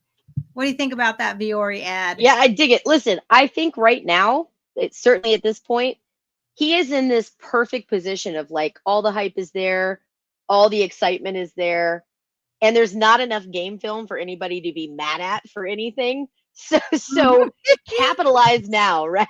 Like, this is the time to make your money, get your deals in, get your NIL. Like, I love it. I think the saying is great. I think it's going to sell a boatload of clothing. I like it. Listen, I'm not going to knock the kid for capitalizing on that capital that he's got. Yeah, it's pretty cool, because I think he's been very selective. When you choose Red Bull, Uber, and one of the top, that's elite, man. Those are great. And I don't even want to know how many millions and millions of dollars he's good for him. Like, he's doing it the right way. He's being selective, big time national media campaigns, right? Nothing wrong with taking on the local law office or the local jewelry or the local whatever, because that still gets you money in your pocket too. But a name like Arch Manning is getting huge media deals, and I'm sure he can pick and choose the one he wants. All right. I don't know how much truth there is to this, but I have heard that this next year he has got at least 20 million lined up in NIL deals. So I wouldn't dismiss that. I would probably, All right. So let's look at a little bit of some NFL drafts. Tech Sports Unfiltered, our friends there, posted this synopsis of where CBS has the first 7 rounds. We're seeing Pro Football Focus has Matthew Golden to Carolina at number 8, and they moved Isaiah Bond up to a round 1 pick to Atlanta, which is pretty incredible after his showing at like we mentioned a minute ago, at the Pro Day showing, right? But this one here, CBS Sports has a 7 round. It's hard to find people who do the full rounds, all 7 rounds. So here, it's perfect, right? I'm sorry. It's the perfect bracket, right? So going that deep into it can be tough. Yeah, and it's more helpful to. I'm not going to say it's easy, but it's a lot less work to say the first round and throw out 32 of the top guys, right? To get really into this of who really needs these picks. So in the CBS has Isaiah Bond down in the 3rd round, but either way, Bond looks to be a top receiver pick now. Again, Matthew Golden at the top. They have him going Arizona. Kelvin Banks, Jade Barron, all round one. Matt Makuba, which we mentioned a minute ago, flying up the boards after his time at Texas, being developed and putting some really good stuff on film against top competition has helped Makuba. Cam Williams, the name that I forgot to mention earlier with the O-line. Alfred Collins, Jaden Blue, finding some value in that, in his speed and versatility as a back. And Quinn in the 5th round, Vernon Broughton, 5th round, Baron Sorrell, and Jake Majors. So a few players that were at the combine that aren't listed here that maybe have an opportunity to still get drafted, or, free agent opportunity to make a practice squad or a squad that way. What are your thoughts on seeing this list, and who do you think is missing that you think will get drafted? Yeah, look, I really like seeing Kelvin Banks this high. Matt Miller pointed out earlier that he thinks that Kelvin Banks is underrated. He thinks that too many people are glossing over him and not looking at him. So I really like in this mock that you see Kelvin going in the 1st round and getting a lot of love going to Seattle. I think that's a great fit for him. As far as who would I put on there, listen, I'm not great at draft picks, so I'm going to lead with my heart here. And I know who's been talking to who. It feels like we may see a few more of the O-line go here. Now, the tricky part there is what NFL teams need O-line right now. I would say there's a fair amount of need, but I think we might see some surprises here. I think we might see some O-line go a little bit more, a little bit higher than what's projected right here. I'm really excited to see Makuba that high. I wish nothing but the best. I would love for the people, of course, you have the development of the players that come through Sark's program, and we'll see more of those, now that he's been here for a few years. But to see the transfer, especially Makuba coming back to Austin and, being close to family and reuniting with, Jade Barron and Michael Tapp, and that great story, it's just such a great story. All right. So a couple quick notes before we move on from Texas football is the coaches clinic is happening this weekend. Texas football is hosting their annual coaches clinic. Are there 1,000 coaches that come from all over? So many, to this event. So the keynote speaker, Raheem Morris, who is the head coach of the Atlanta Falcons. And then they have Skareckia, who was with New England for 20-something years. Rizzi, who's been with the Dolphins, the Saints, and now he's with the Broncos, who just signed Sam Ellinger a few days ago. And then Ed Orgeron. We know Ed Orgeron from USC and then LSU. And, everybody knows. So Coach Gargle through. Okay. All right. So kind of getting into some top stories. We'll finish off football with easing into the top stories. Let's look at some way too early rankings, Megan. What do you think about, we'll look at this. On3 has their way too early top 25 for top 25 recruiting rankings. So of course it's way too early to tell, because people move up and down and not everyone's committed. But look at Maryland, and they're 18. Do you think they're going to finish in the top 25? Yeah. Maryland stick in the top 25. Listen, I like that we can talk about these right now, but to the point, sweet baby Jesus, this is way too early to be talking about this right now. I think it as far as we can talk about it, LSU has been impressive to me to continue to recruit the way that they've been recruiting. Ohio State, I think that's something to note for Texas fans. They always end up at the top. Always end up at the top. Of course, Oregon being up there. Texas has some ground to make up. That's for sure. We heard Coach Sark talk about this in his presser. We're not just going to pick up whoever we need to pick up, but he did address that there were some gaps that need to be filled. So not 100% sure, is this Texas team, them being at 13, it doesn't feel great. The long game. That part. It doesn't feel great looking at it right now at this point, but am I worried?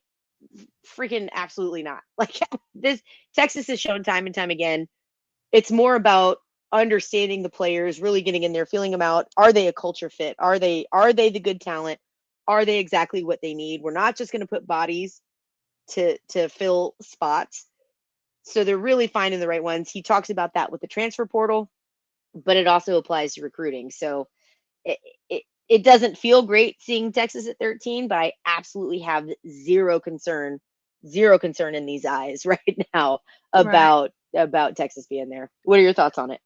Oh, I see the usual suspects who are kind of high early, like USC, A&M, who push for early commitments from schools and then fall off a little bit later. Oregon is also one of those schools that will lose commits late once people have to keep traveling all the way to Eugene a few times a year. They realize maybe that's a little far, but fantastic program. So we'll see how it's just, like we said, Sark plays the long game, so much time. Texas was about at this point last year and ended up the #1 recruiting class in the country. Right. So, zero concern in these guys.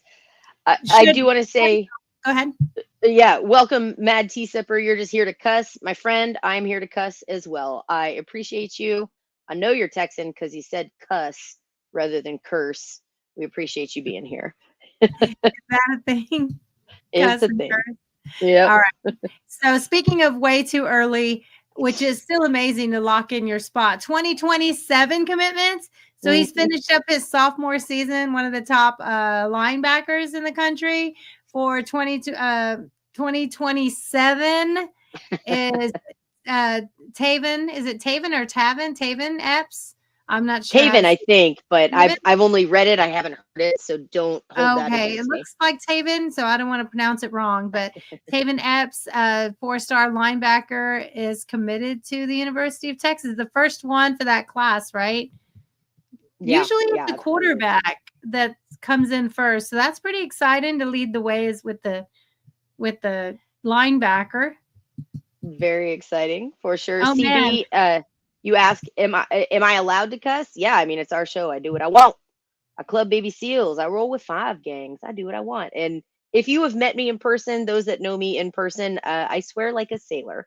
I am actually much more reformed on our show. So, but yeah, I let them fly every now and again. Yeah, we can if we want to. Yeah, it's YouTube. All right. Yeah. So, and Twitter, X, whatever. Okay, so 2025 football schedule is out. The playoff calendar. So it's similar to last year. The one, the on-campus games for the round 1 games, and then the quarterfinals they've announced will be New Year's Eve at the Cotton Bowl. Ooh, that's going to be fun in Dallas that night.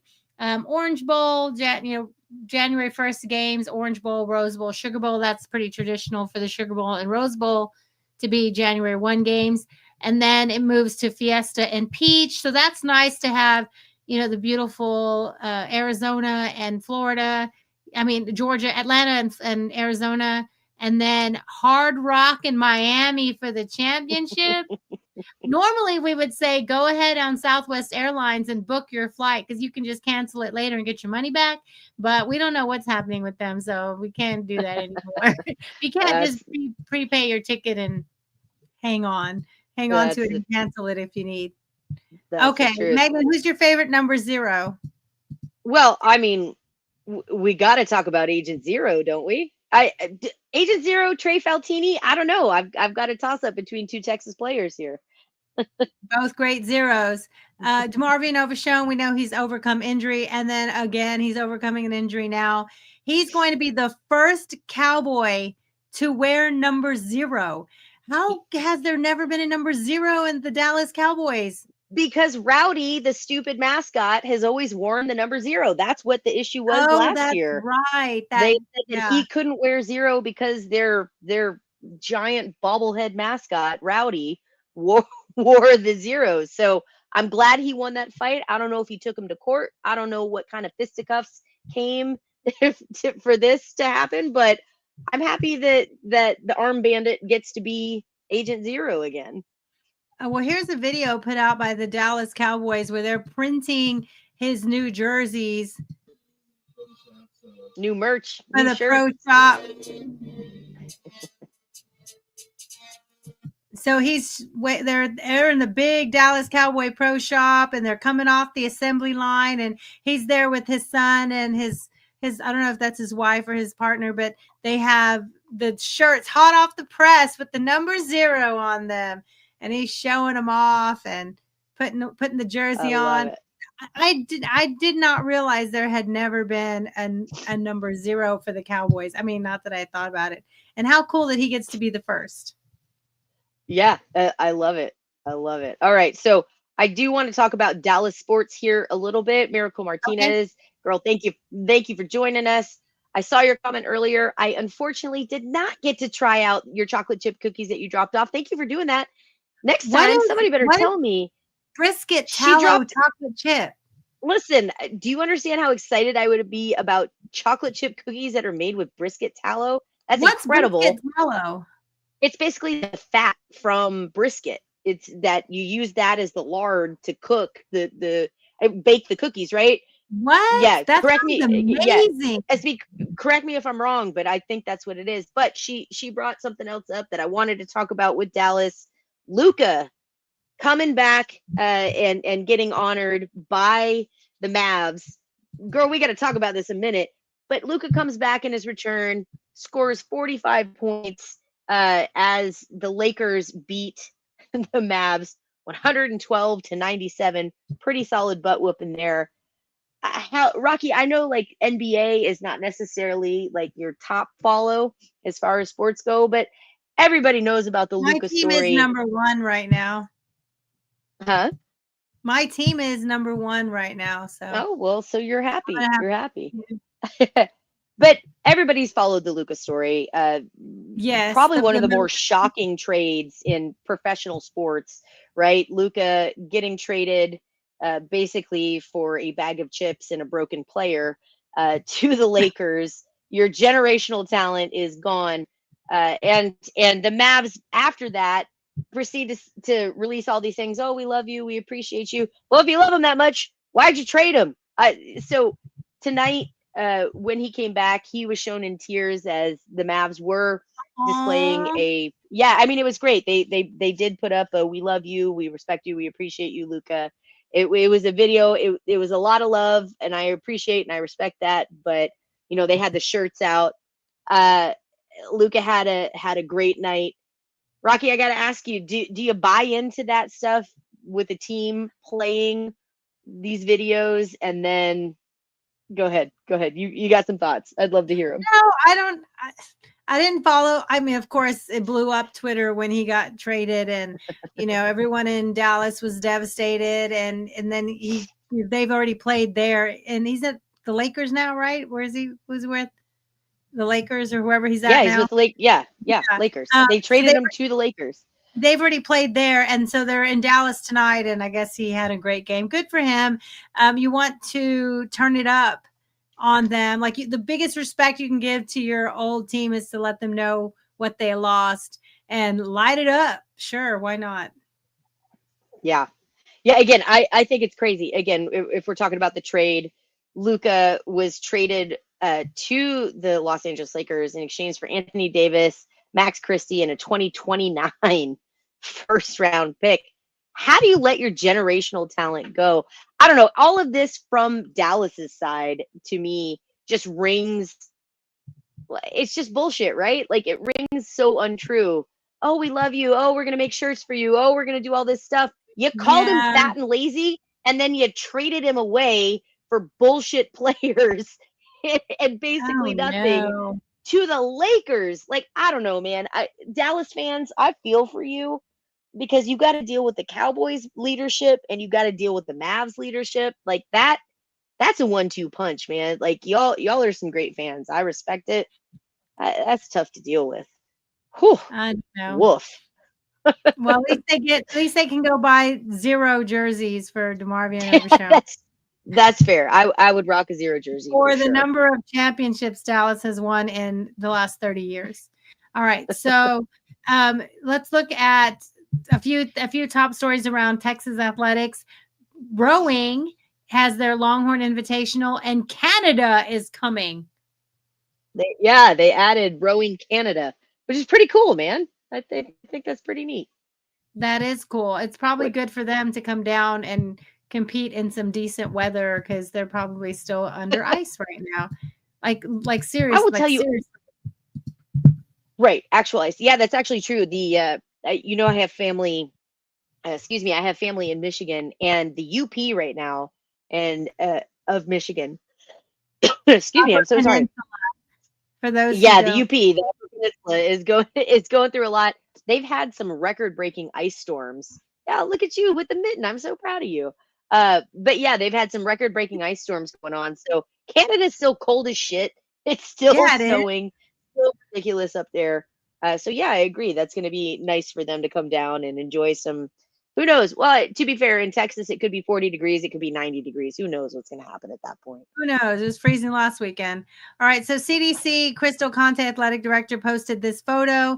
It has some of the top coaches. Sarkisian's there. DeAndre Moore is there. We have the volleyball coach. We have just a panel of people that said they're there for all the House hearings on student athletics and the pay scale, and are they going to be employees, and what kind of disbursement or sharing of revenue, and all the things are happening. So I wonder if they were there lobbying, testifying, watching, like what's happening. I don't know, but they went to go represent the University of Texas. No Cool. thoughts on that? I love it. What- Longhorns on the hill. Not mad about that. Okay, good. I thought you were going to say something about it. No, I don't have Okay. much more to contribute other than I don't want to get too political here. Oh no, it's big stuff happening, and decisions have to be made because it's a free for all Wild West right now, and there does need to be some protections for everyone, right? All right, so Absolutely.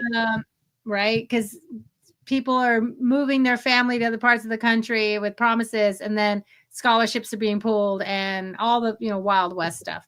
All right. Congratulations, beach volleyball. And you and I looked at the calendar. We're going back to a beach volleyball game very soon because Rich and I got to go like the opening weekend. It was so fun, but every weekend we've been out of town. So this is the beach volleyball they just had another big win at the Florida State Invitational. They beat top 5 Florida State at Florida State. They beat top 10 LSU, top 15 Florida Atlantic in Florida. They went 4-0 this weekend, then they had an exhibition. They are now up to number 8 in the country. So another That's incredible. Fantastic In the program. first full year, let's be real clear. In the first full year of this program existing, they're up to number 8 in the country. That's badass. Yes. So it looks like they get to rest this weekend. Thank goodness. They're probably exhausted. And then next weekend, the long holiday weekend with Good Friday and through that Saturday before Easter. On Good Friday, if you're off, the kids are off school or whatever, take them to the intramural fields where the beach volleyball plays. They have a whole pavilion set up. They have nice bleachers. They have concessions. They have everything you need, great music playing, and you sit on bleachers with your feet in the sand. It's really great. So they're hosting 3 games on Friday: Southern Miss, North Florida, Cal Poly, and then on Saturday at noon they play Southern Mississippi. So if you can get out and support a top 10 beach volleyball program, and the parents have a tailgate set up in the parking lot at the fields, and they've said they want people to come and cheer and party with them and build the community. So I'm just going to spread the word. Ma'am. Don't come empty-handed. Don't come empty-handed, but come celebrate the women and contribute to the tailgate and meet the families because they're pretty dang cool. Pretty cool. Absolutely. All right. So, Megan, the thoughts on a possible, not possible. It's not possible. We're not even going to use for possible. Just an idea. We've seen this. Many people have seen this really talented graphic designer. She's a graphic designer. Yeah. And I will say this. I love Emily Morgan. She does some really badass stuff. She Very creative. She's incredible. And kind of her niche, the thing that she's known for now is taking sports designs, taking sports logos and rethinking them, reimagining them. So this is Yes. Texas's. Let's watch for a second. So she's taking the longhorn, she's putting it on a block tee, and then she's turning it in kind of a swoopy curved longhorn. And then she's taking the UT block and breaking it up over the longhorn. Then she's taking the A from Austin and putting those horns on it. So kind of playing around with the Texas logo. And it's pretty cool what she did. Also, we would never, right? If they had come to her 50 years ago and said, give us the logo, these things are pretty cool. But I will say this again. I don't want to dog her as a designer I because think you guys, she's so creative. yeah, y'all really should check her out. Her Twitter handle, she's on Insta as well, is EM_creates. She does some really, really cool stuff. Again, she's redesigned tons of sports logos, reimagining things. And I think 9 times out of 10, you go back and you're like, man, what she made is better than what they better have. than the original. Mhm. But here's the thing, and I admire her for tackling the University of Texas. But here's the thing. The Longhorn silhouette is quite literally the most iconic logo in all of college sports. It is one of the top 3 logos in all of sport in general. So while I admire her ambition, I think it's awesome that she took it on. I think it's awesome that she played with it. That's fun. It's a thought exercise. Yeah, it's not anything that's going to be adopted, right? Like, so respect to the challenge. I love it, but never. Well, we know anytime someone suggests something that's not tradition, CDC's out. And I we always laugh. People don't tag CDC in it, and of course, someone tags CDC in it. CDC. And of course, Yeah. CDC always has the best spirit about it. He just wrote, "I'm a traditionalist," meaning get that out of here. Yeah. No, again, I respect it from a graphic design point. It's a fun thought exercise. Yeah, it's fun. But you don't replace the Longhorn silhouette with a different version of the UT, the interlocking UT. You just don't. But it is fun, creative, and it gets lots of engagement. Yeah, and for sure. For sure. And that's what it's about, right? Engagement. And I wonder how many like jobs she's gotten, real jobs, assignments, and contracts. Yeah, she's a badass. Like I said, she puts her stuff out there. Yeah, I encourage people to check her out. Again, that's EM_creates. She's really great. It's really cool stuff. All right, time for some good news. We love to see when good things are happening out there. So this is a story, and I'll just let it play. It's a store owner who gives kids things from the store for getting good grades.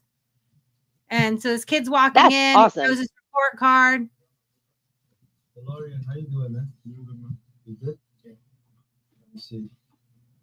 You got a 91 average, by the way. Very smart kid. Your Isaiah's big brother? Yeah. Oh man, he runs in the family, huh? Yeah. You guys are very smart. That's what I'm talking about. So first thing you're gonna get from Alan Ock is $100. All right. $100. That's awesome. Wear this shirt, man. Great Swag. And you like to play games, like I told Isaiah, you could go to my friends. He gets to go to an arcade and play free games while he's wearing that shirt. It's great advertising, I'll tell you. So then he comes back, of course, at first with a bunch of junk food and snacks and treats. And then he goes, no, but go back and get more. Then he comes back with bread and eggs. And that's when I was like, see, and cooking oil for his family. Yeah. Of course he should get some treats. But then he comes back with bread and eggs. I'm like, yep, that's a smart kid. I love it. Yeah. This guy actually went viral early on because you might have heard early in the video, the younger brother came in, and that was a thing that he started doing with kids in the neighborhood. So it's a bodega in New York, and kids would come in, like kids from the neighborhood come in a lot. He knows who they are. And so he started this thing. He's like, look, man, you get good grades. You show me your good grades. You get to pick whatever you want from the store. Right. And that kind of went viral initially.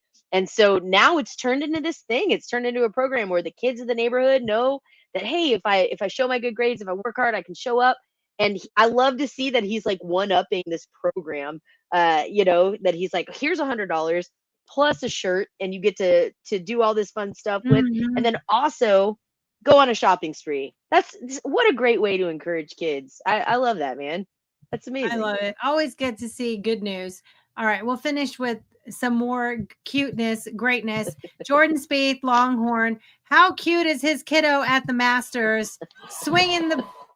Jordan Spieth eliminating himself from competition with a great first I love it. Let it rip, Sammy.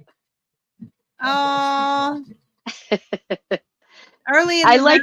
week, it's a lot about family, right? Yeah, I love that they all had their kids. I don't know if you saw the McElroy's kid was up there, Mhm. Poppy, and she hit this amazing long putt. Now it took roughly 47 minutes for the ball to roll into, but she read the green, she understood it, she understood the assignment, she took her time, and she dropped that putt. It was amazing. That's sweet I because love it. then you know they spend time with their kids, when they go to play golf.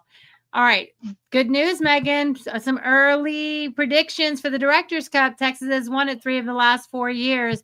Using the current rankings and standings / seedings, Texas Longhorns look to pull away again. Which is crazy because for the- Texas has been kind of behind this year. Yes, a lot. And look at this. Texas is predicted the women getting to the Final Four, the baseball off to a hot start, softball number one. Yep. All those things add up to, yeah, that's pretty exciting. If they can keep this trajectory going, it would be 4 or 5 years having the Directors Cup, but don't want to get ahead of ourselves. And let's also count that in if this could happen. So this prediction, again, if you guys aren't following them on Twitter, direct_cup dates is great. Like he is a Longhorn fan, but he tracks everything that's happening with the Directors Cup, takes you along for the ride the whole season, shows you what's going on. Again, this is his prediction based on current standings and already scored points. It looks like the Texas Longhorns would finish with 1307.25, and that would put them ahead of Stanford yet again by a significant amount, by about 59 points to finish out and win the Directors Cup this year. Of course, there's a lot of sports left to be played, a lot left to do. So keep rooting on the Texas Longhorns. Let's bring home another Directors Cup. First year in the SEC. We left the Big 12. We weren't SEC ready. Let's show them how SEC ready we are. I would love to see it. Would love to see it. So many SEC championships already on the year we weren't SEC ready. It's pretty crazy. Absolutely. All right, let's finish with one last video you wanted to show. Ole Miss scores off the pickoff. Wild baseball play. Wild baseball play. Here, Yeah. let's see. Oh, they score off of a pick off of first base. Let's see what that even means. Hang on a sec. No, I mean, I'm losing it there at that point. So kid There's runs from first base to second. He's stealing second. The throw doesn't get there in time. I try to take third because nobody's covering third. And shot in the air makes it in there safely as well. And now nobody's covering home. Can he do it? You bet he can. What? He's getting to all 3 bases. Second. Wild. Wild. So Ole Miss is playing Alcorn State. You'll never see it The again. kid steals second. They throw to second. They miss the tag. He sits there for a second, but the play's not over. It's still a live ball. He holds the ball, and nobody's covering third base. He sees that, so he takes off running, right? Third baseman tries to make it. But what happens is the catcher sees this happening. So the catcher comes up to third to try to cover third. They miss the throw. They miss the tag. So there's nobody at home. So the kid, this is such a high IQ baseball play. I love everything about this. He's sitting on third, makes it all the way to third from first, recognizes that the catcher came up to cover and nobody's gone to cover home plate. Still a live ball. So he hauls his ass down to home plate and scores. Oh my kidding me? goodness. There was Yeah, not I've a never bad seen throw. that.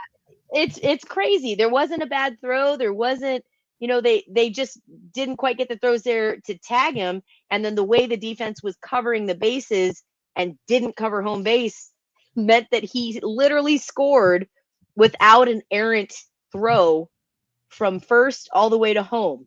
It's wild. This is why I love baseball. High IQ play. I love it. You won't see that very often, but You Yeah, love it when you do see it. I've never seen that. All right. So Okay, well, let's wrap up, Megan. I know we have we went a little bit over, but there was a lot to talk about. So always.